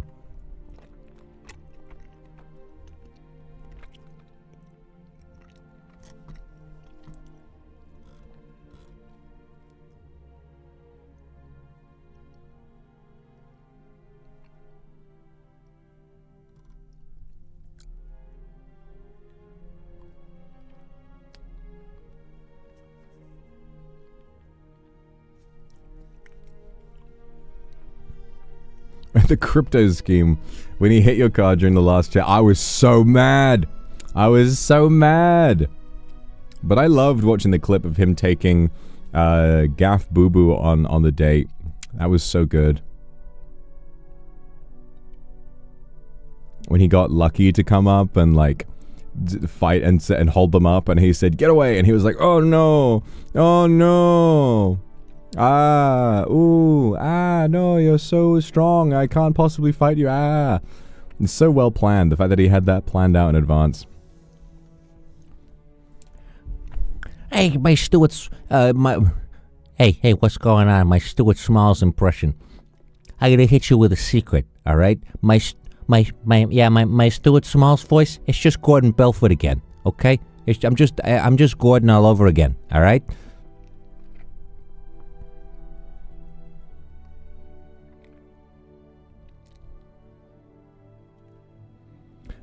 Yeah, it's just Gordon.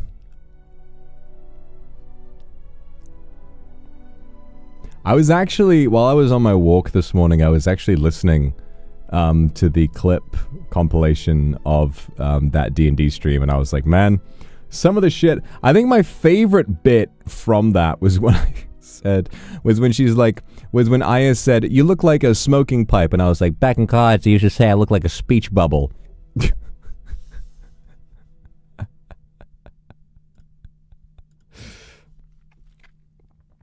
Yeah, I used to say I was looking like a speech bubble. As though he was a speech bubble coming out of me. I was saying him. you know, then like, you see what I'm saying? And it's just some shit that Gordon would say. I wake up, I look down. I see the same sad sack of shit I saw the night before. I think I don't even understand what I was doing. I don't think I even recognize myself.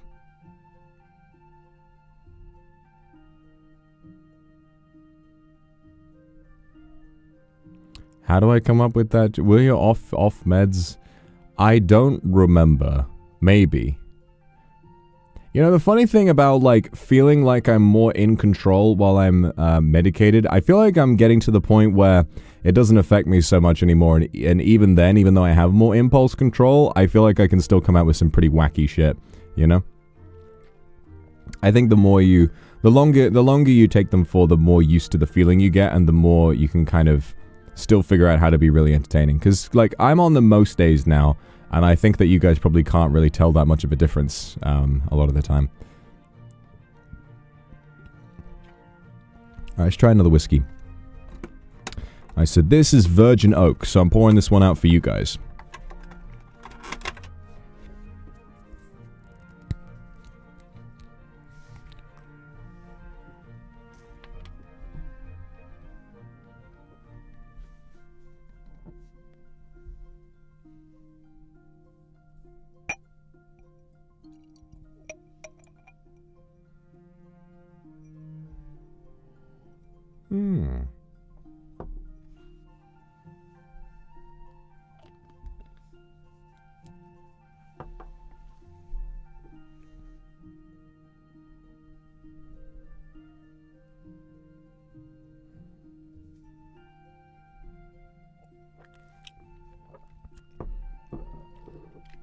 I smell alcoholic. Some very colorful language just came through my head. I just want to let you know that. I just want to let you know that I held back just now.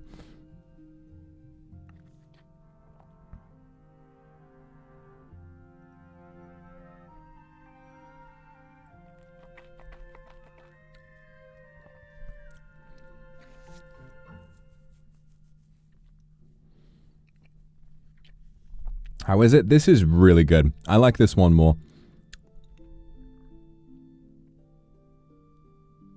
You know, I did have a bit of a debate with myself.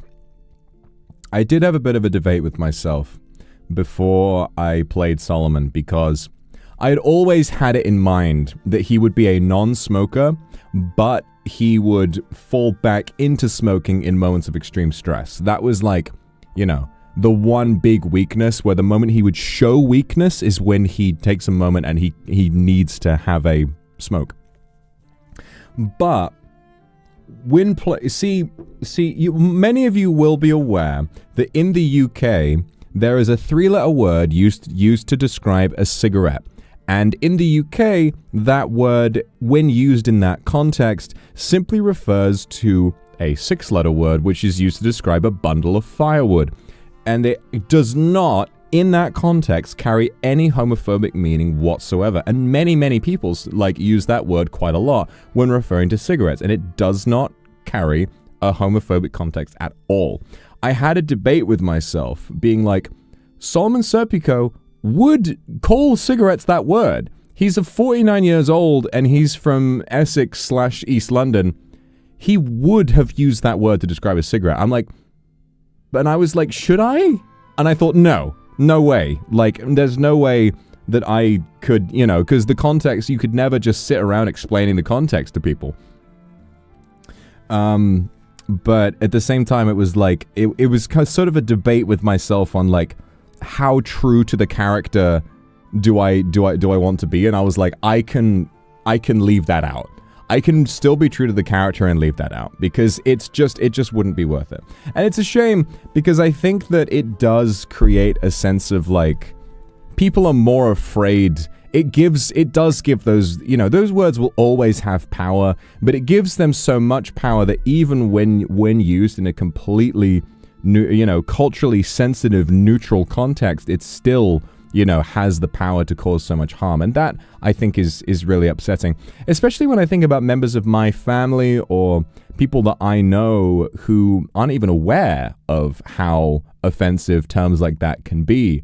And I wonder about, if those people were to meet people from other cultures and, were to, just talk in a way that they know to be normal, and, maybe they would find themselves getting into a spot of trouble. And that does, that doesn't really feel right to me. But yeah, no, it's a tricky thing. But I decided, like, nah, it's just not worth the risk.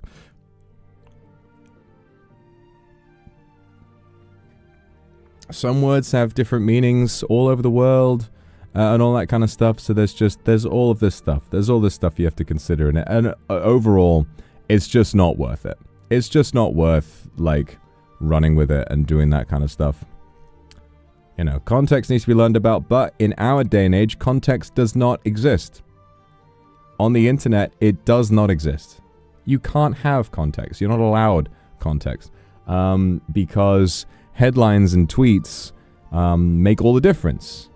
You see a tweet and immediately you just kind of internalize the headline. Even if you don't think about believing it, you kind of do. It does alter your perspective.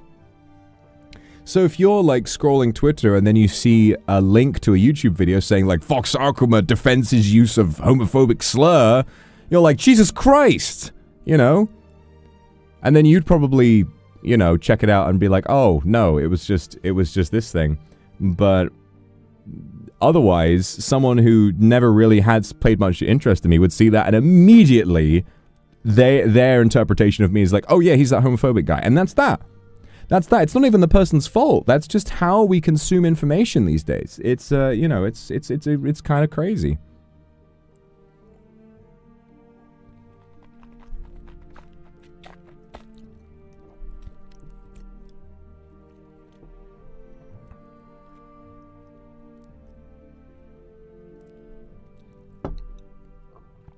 And that's why we have to stay on our toes, and we have to not give people the chance. We mustn't give people the chance to get the wrong idea, which I feel is upsetting because it does neuter your ability. It does neuter your ability to express, cultural perspectives in a way that would be really true to your culture.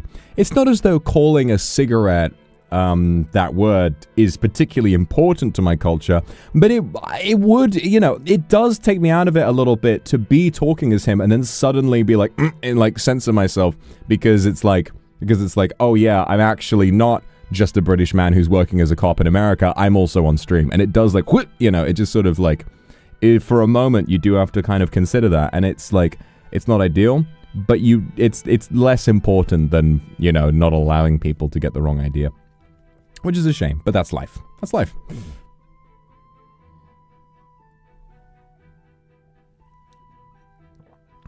My son is a homosexual. That shit was so funny. Chief of Police, did you know that my son is a homosexual?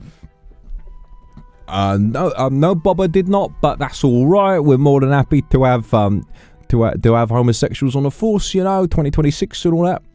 Yes, it's 2026, Musashi. You cannot be shy now.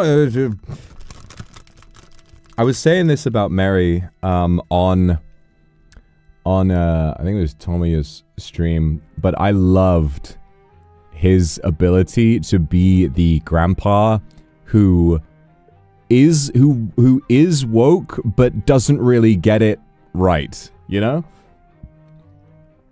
like he's still he has that internalized homophobia, but he still wants to support his son, so he doesn't have any bad intentions. He's just old and gets it wrong sometimes, it's like I really applaud Mary for being able to walk that line, because it's it's an uncomfortable perspective, but also I think it's an important one to be able to play well. Hello, Lan. Serpico X Bob X Santos X Neil. crazy. Crazy. I'm more of a big fan of me IRL X tonight. Do you know if she's free? Do you have her number? I mean, I think everybody. Yeah, yeah, that's right. Bob Burgerweather is 21. Bob Burgerweather was born in fucking 2005.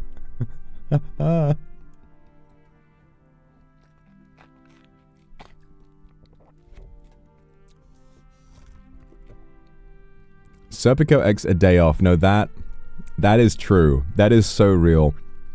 Solomon Serpico needed 1 day off.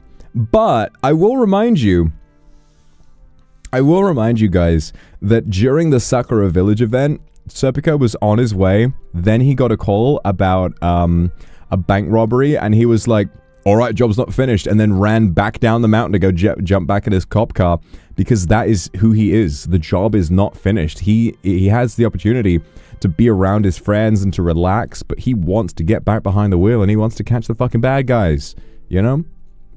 That's all he wants to do, and I enjoyed that. I enjoyed playing that character very much.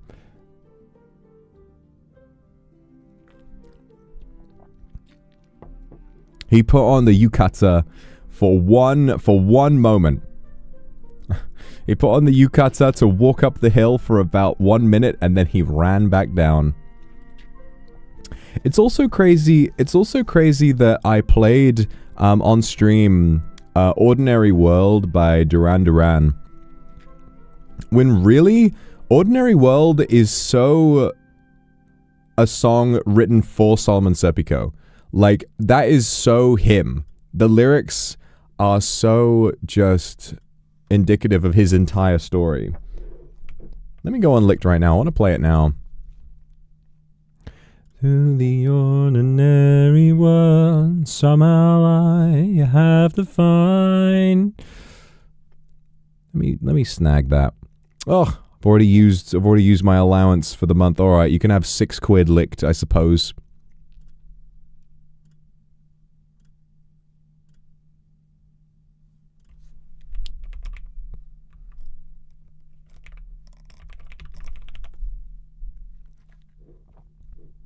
And as I try to make my way through the ordinary world, I will learn to survive.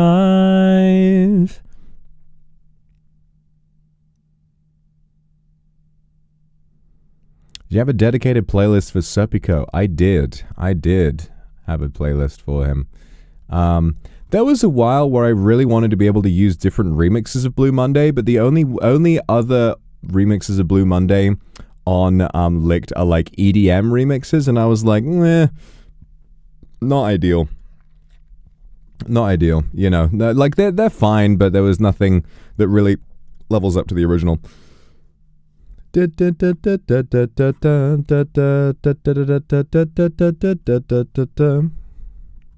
How does it feel to treat me like you do? When you laid your hands upon me and told me who you are. But yeah, Ordinary World, right? Something about these lyrics really... Oh my god, it's loud!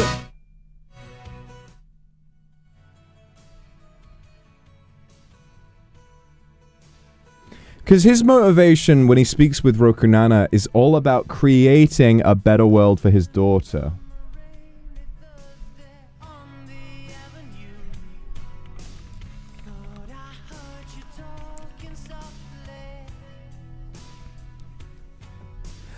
I turn on the lights, the TV, and the radio.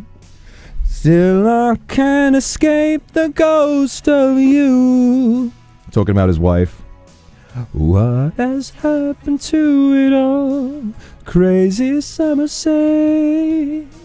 Where is the life that I recognize? Gone away.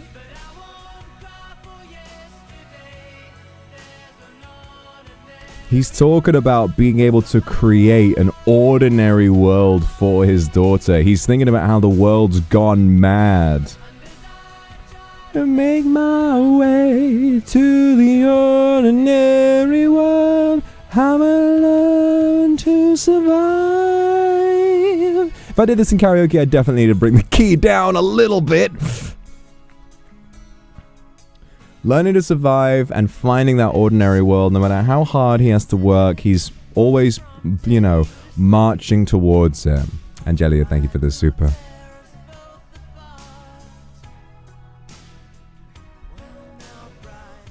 Going out the window, across the rooftops, run away. Left me in the vacuum of my heart. What is happening to me? Crazy summer say. Where is my friend when I need you most? Gone away. Macaroni.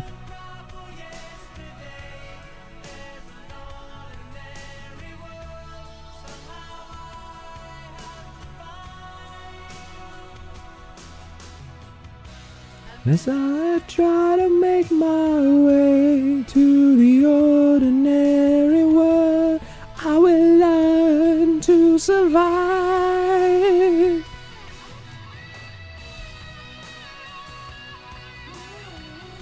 It's very much a song about his disappointment. You know, this is a song that does have a really hopeful tune to it. And it's all about how Solomon is seeing, you know, this brutal, horrendous world where criminals do what they do purely for their own entertainment, and he's so afraid of, you know, allowing his daughter to exist in that world and, you know, hoping that she can do so safely. But it has this hope of, you know, I'm gonna keep working. Somehow I have to find my way to that ordinary world that I can, you know, bring my daughter to. It's, you know, and I was listening to it and I was like, man, I really picked the perfect song for him.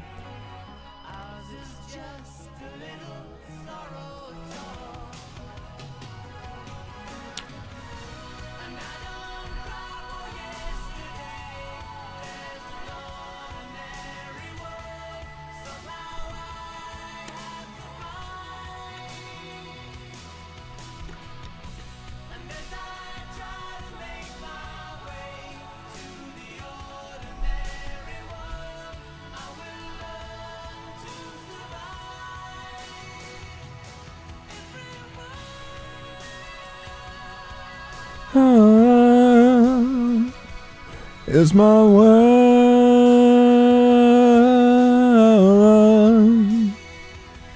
anyone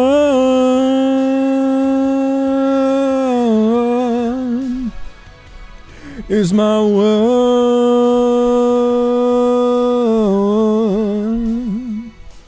anyone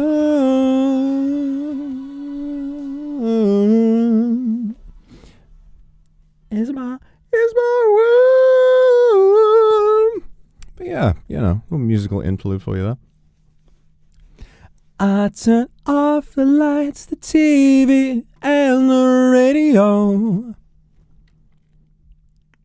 Still I can't escape the ghost of you. Song name, it's called Ordinary World by Duran Duran. Duran Duran, staples of the Second British Invasion, one of the most important periods in music history, and we did it, baby. Big up the fucking UK. Everybody loves British music, but nobody wants to respect British people these days.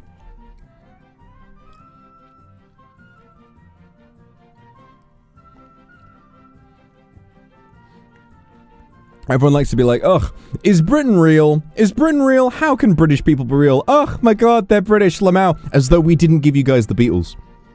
As though we didn't give you guys the Beatles. As though we didn't give you guys, like, the foundation of, you know, modern counterculture. You know, the Beatles started all of that.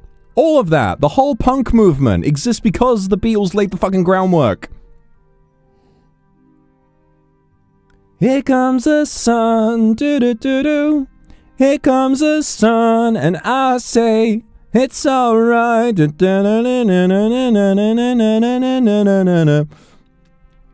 Little darling, it feels like years since it's been here. Yeah, he'd sing that song to Alice as well.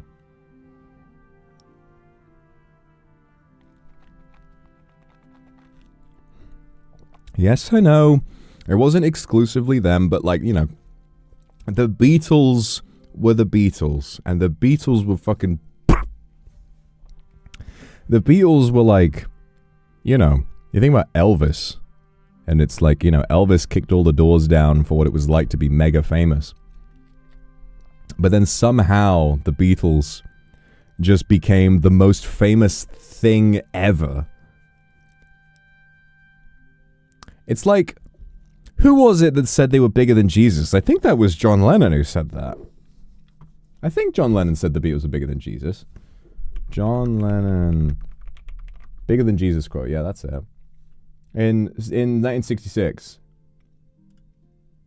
Yeah, more popular than Jesus now. I don't know which will go first, rock and roll or Christianity. I mean, very, very bold fucking statement. But that was the theme. That was the theme of the time. It was all about counterculture. It was all about being, you know, really racy and extremely controversial to a fault. And I think that's why a lot of people love the Beatles.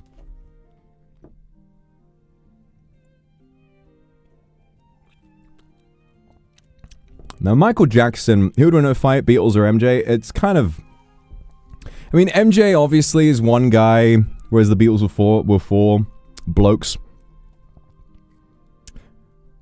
Obviously, people were very, very, very ensconced about that. And obviously, you know, to say that about any religion is a very controversial thing to say. Michael Jackson is that famous as well. I think MJ definitely eventually became bigger than the Beatles. But I feel it's difficult to compare the two. I mean, you guys have seen the aftermath of like Beatlemania, you know, like I love how it's just with the Beatlemania, you just got these four guys stood on stage just playing like Maxwell's Silver Hammer or something. And like there's a recording of it where you can't hear the song. You cannot hear the song because the fans are screaming so loud for the fucking Beatles. They're just like, John! Oh my God, John! Ah! Like, that's it, right?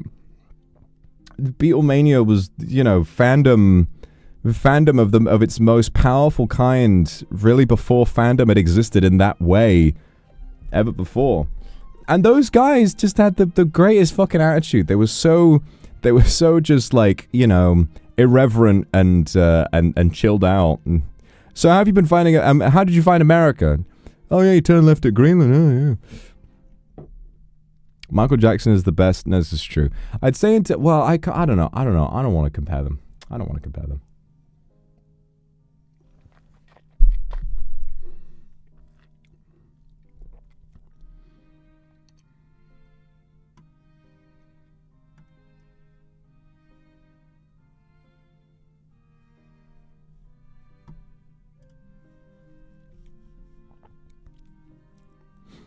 MJ is unmatched. I think there's definitely something to be said about that. I mean, Michael Jackson, I'm curious, like sort of if there's been like kind of like an analysis.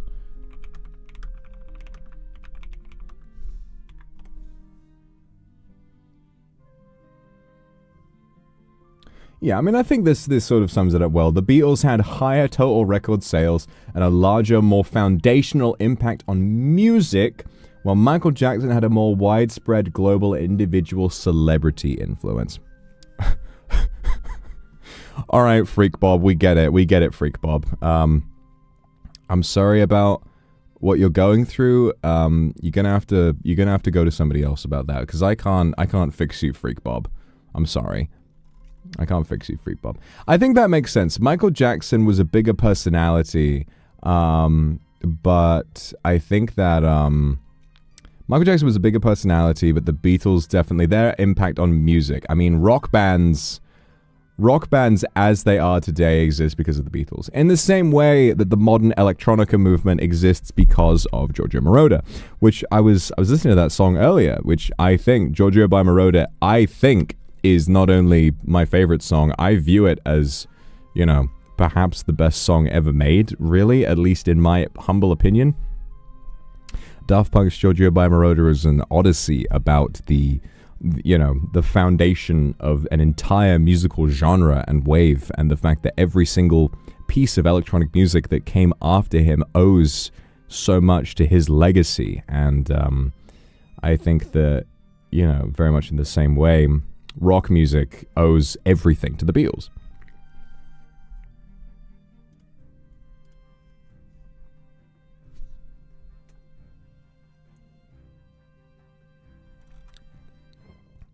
The Beatles reference in The Simpsons was so good and funny. You know, I remember that episode, but I've not really seen it all that much.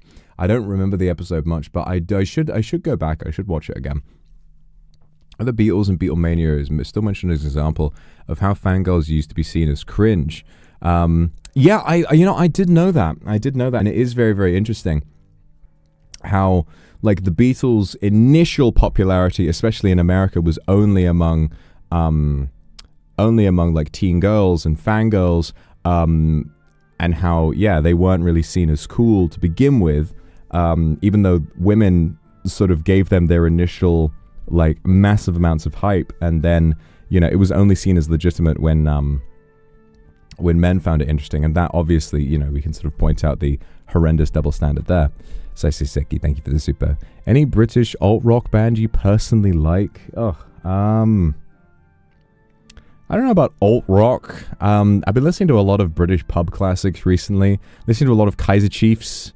You know, I used to like those guys back in the day. Ruby, Ruby, Ruby, Ruby. Like, that was definitely a good one for a while. What is it? What else? What else you got? There's a load of them, you know? Yeah. Love My Way. Oh, that's not that. I was just listening to that also. I just saw that in my liked songs. Any more workout streams? Maybe. I mean, it's getting very warm. And I am hot.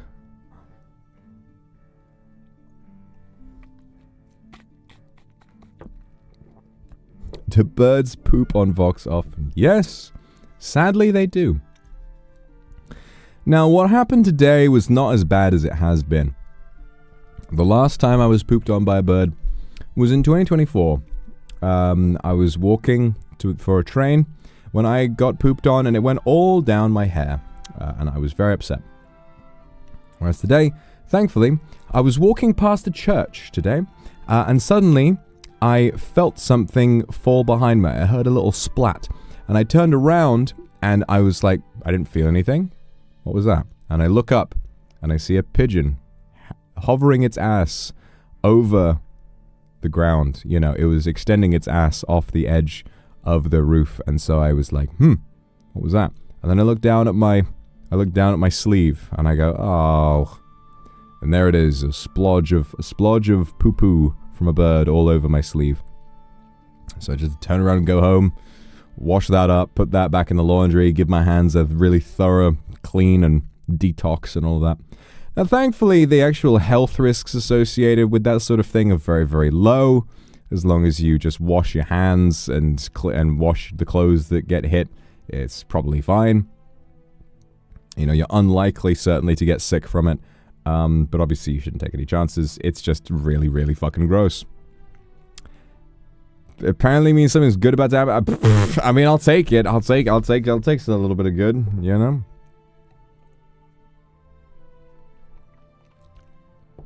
It's lucky but gross. This is the 5th time that it has happened to me. This is the 5th time. I'm ready for that good luck now. I think that the good luck, it would be great if the good times could start rolling anytime soon, you know. Maybe I should start buying lottery tickets. Just a lucky, lucky man. I'm gonna get a lottery ticket. That's it. That's it. I'll get a lottery ticket. And I'm gonna see if I can win those Euro millions. You know, it could be you. Whenever I say that, it reminds me of I'm a Celebrity. Vox Akuma. It might be you.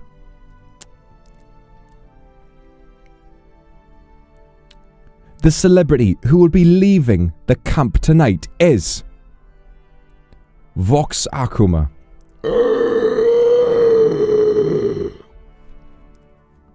Oh.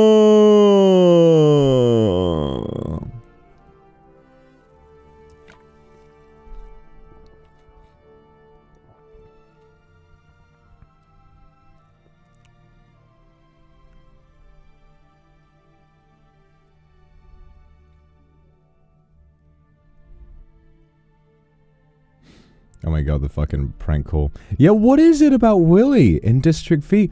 Bro was obsessed with me. Bro was obsessed with me. Like, after...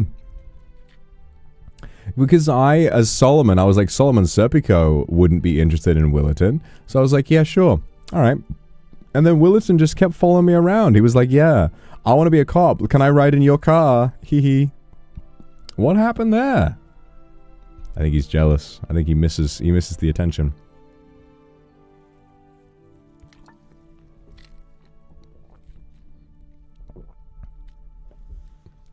He's so attention starved. Yeah, the moment you stop giving him attention, he just comes crawling back. He comes crawling back.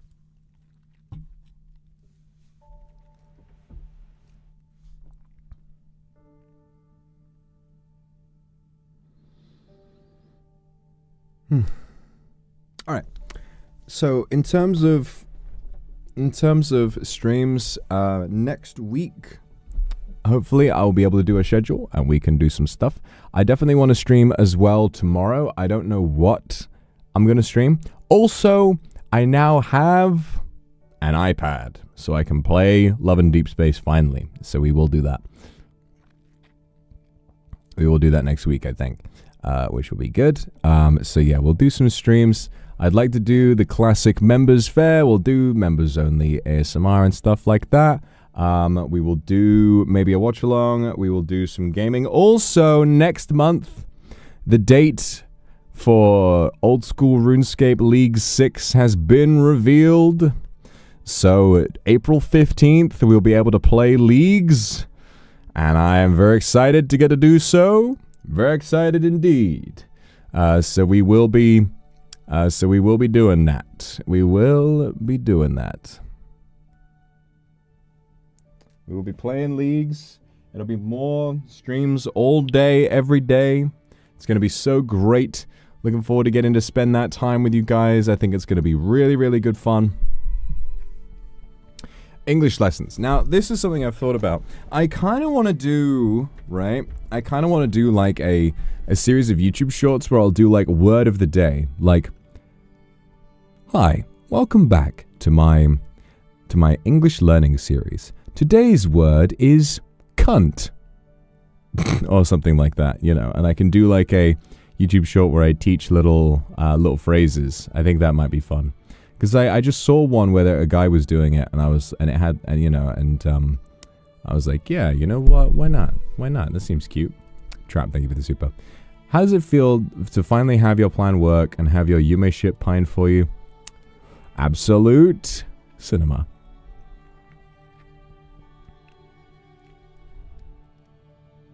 More Durian stream. Okay. We've had 2 Durian streams now. I think we can give that a rest. I think Durian content, you know, how many times can you watch me eat nice food and enjoy it? The English version of those Chinese phrases, that's actually funny. But I would have to learn how to say it in Chinese. So I'd have to learn how to say how to say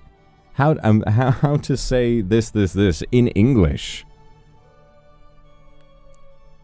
I will demolish that hole.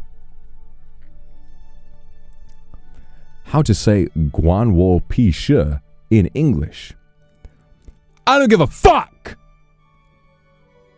I don't give a fuck.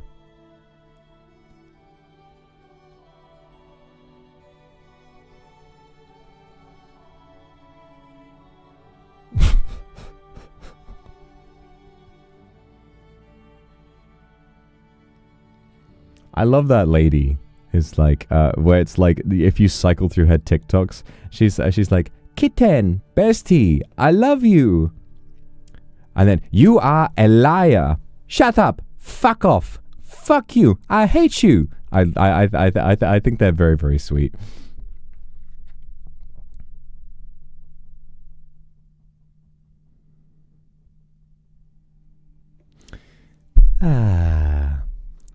Baba Langjing. How to say Baba Langjing. But guys, it's getting really fucking hot in here. And I need to go see my family tonight, actually. I have a little thingy planned with me mum and pap. So I need to go jump on a train and go visit those guys. But it was lovely to stream today. I missed you all so much. I miss you so much. But I will be back tomorrow. We'll be having a fun time tomorrow. I'm not sure what I'm going to stream. Resident Evil Requiem, I feel like I should. One of my most, I kind of think, iconic streams from back in the day was playing Resident Evil 7. So I feel like playing Resident Evil 9 would be a really, really good idea. Even though I never played 8, I think Resident Evil 9 would be a good idea. So Rulia, thank you very much for the super. Otsu, I'm glad you enjoyed District B. Mwah. I love you too. Angelia, thank you for the super. Aini. Is that a sea lion? Can I do a sea lion voice? Wait, what is the noise that sea lions make?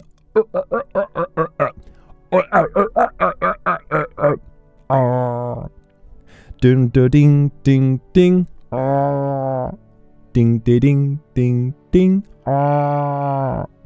Ding ding ding ding. Blah blah ha ha ha blah ha.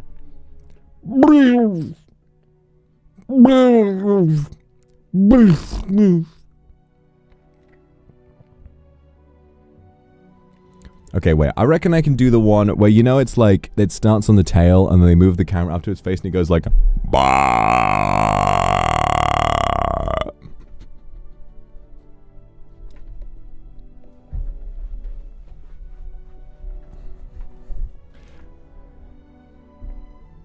Bah.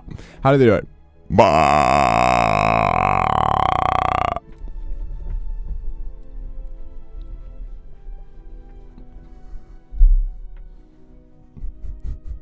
My favorite one is the way they bob their head back and forth. I think it's so cute.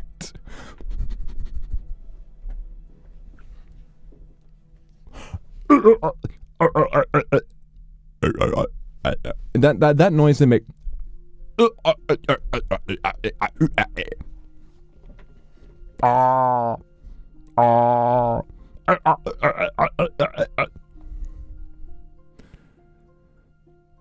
I think the baby seal is so cute. Little blonde seal. It's like, moo, moo, moo, moo. Pleur.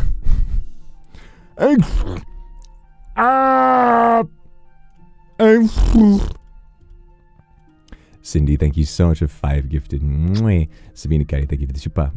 I will. Angelia, thank you for the super. And Masato, thank you for the super as well. I will enjoy my time with the Aku family. Sunny, thank you for the super. I miss Akuma. I miss you too. I miss you so much. Penguins. I'm just thinking about sea lion.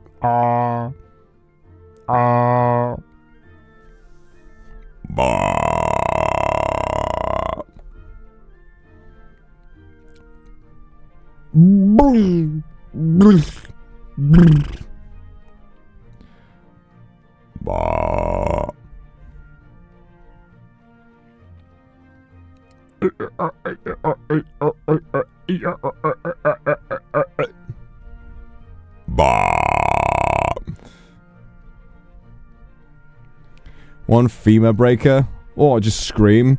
Ah!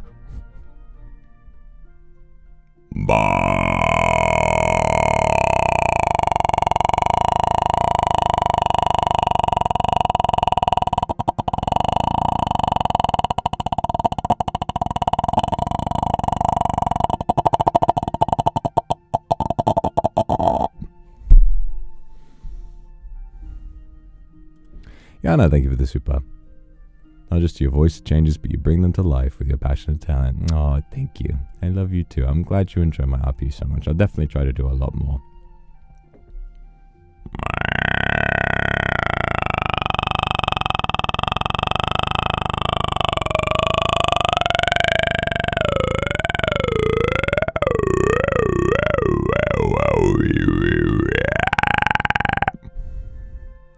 Yeah, this is a voice demon thing. This is these are my. This is a special gland I have.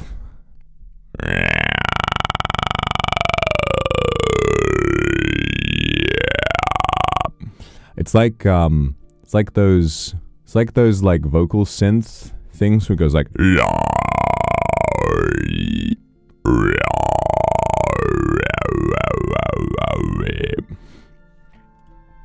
Really lively, thank you for the super. Oh, I'm not silly. Well, yeah, I am. Thank you for the super. And me, babe, thank you for the super. I will rest well. Good night, good night, good night. An evil didgeridoo, yeah.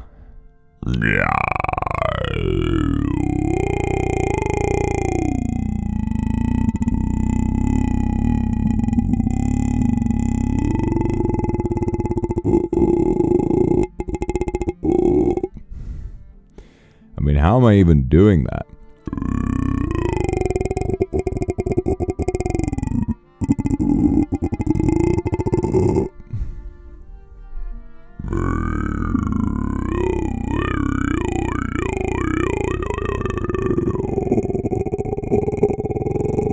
Oh, okay, I'm getting carried away now.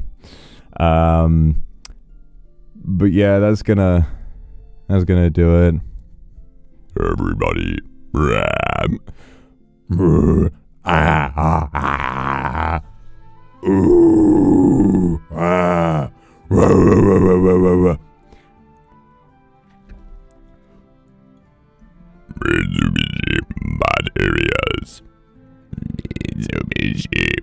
materials. Creamy peanut butter.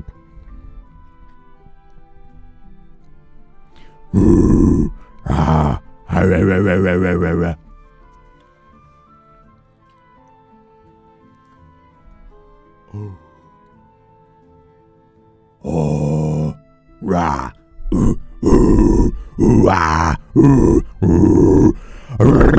Sorry, I'm just practicing. I'm just making a load of weird noises. Anyway, I'm gonna see you guys tomorrow. Voice is back. Thank you, Uncle Daddy, for the super. Mwah. I love you too. Have a whole stream of just this vocal stim stream where I just get on and I start making noises. Ooh,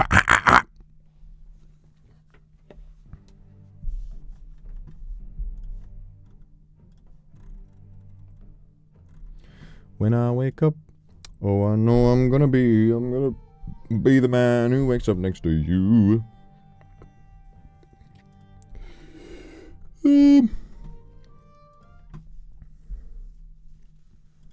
Bah.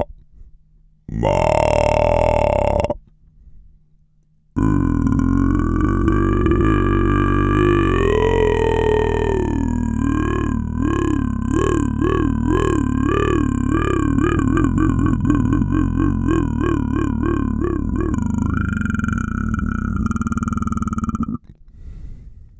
It sounds like a propeller, like smacking a tin can.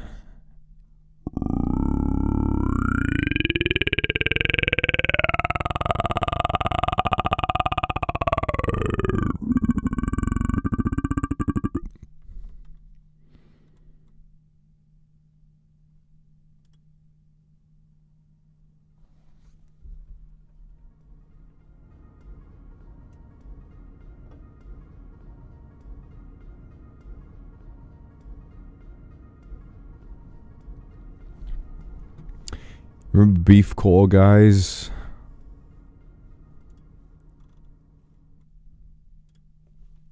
Who are we raiding today? Finana, Zali, Petora. I'm gonna say we raid Zali, because Zali often raids us. It's good to pay it forward.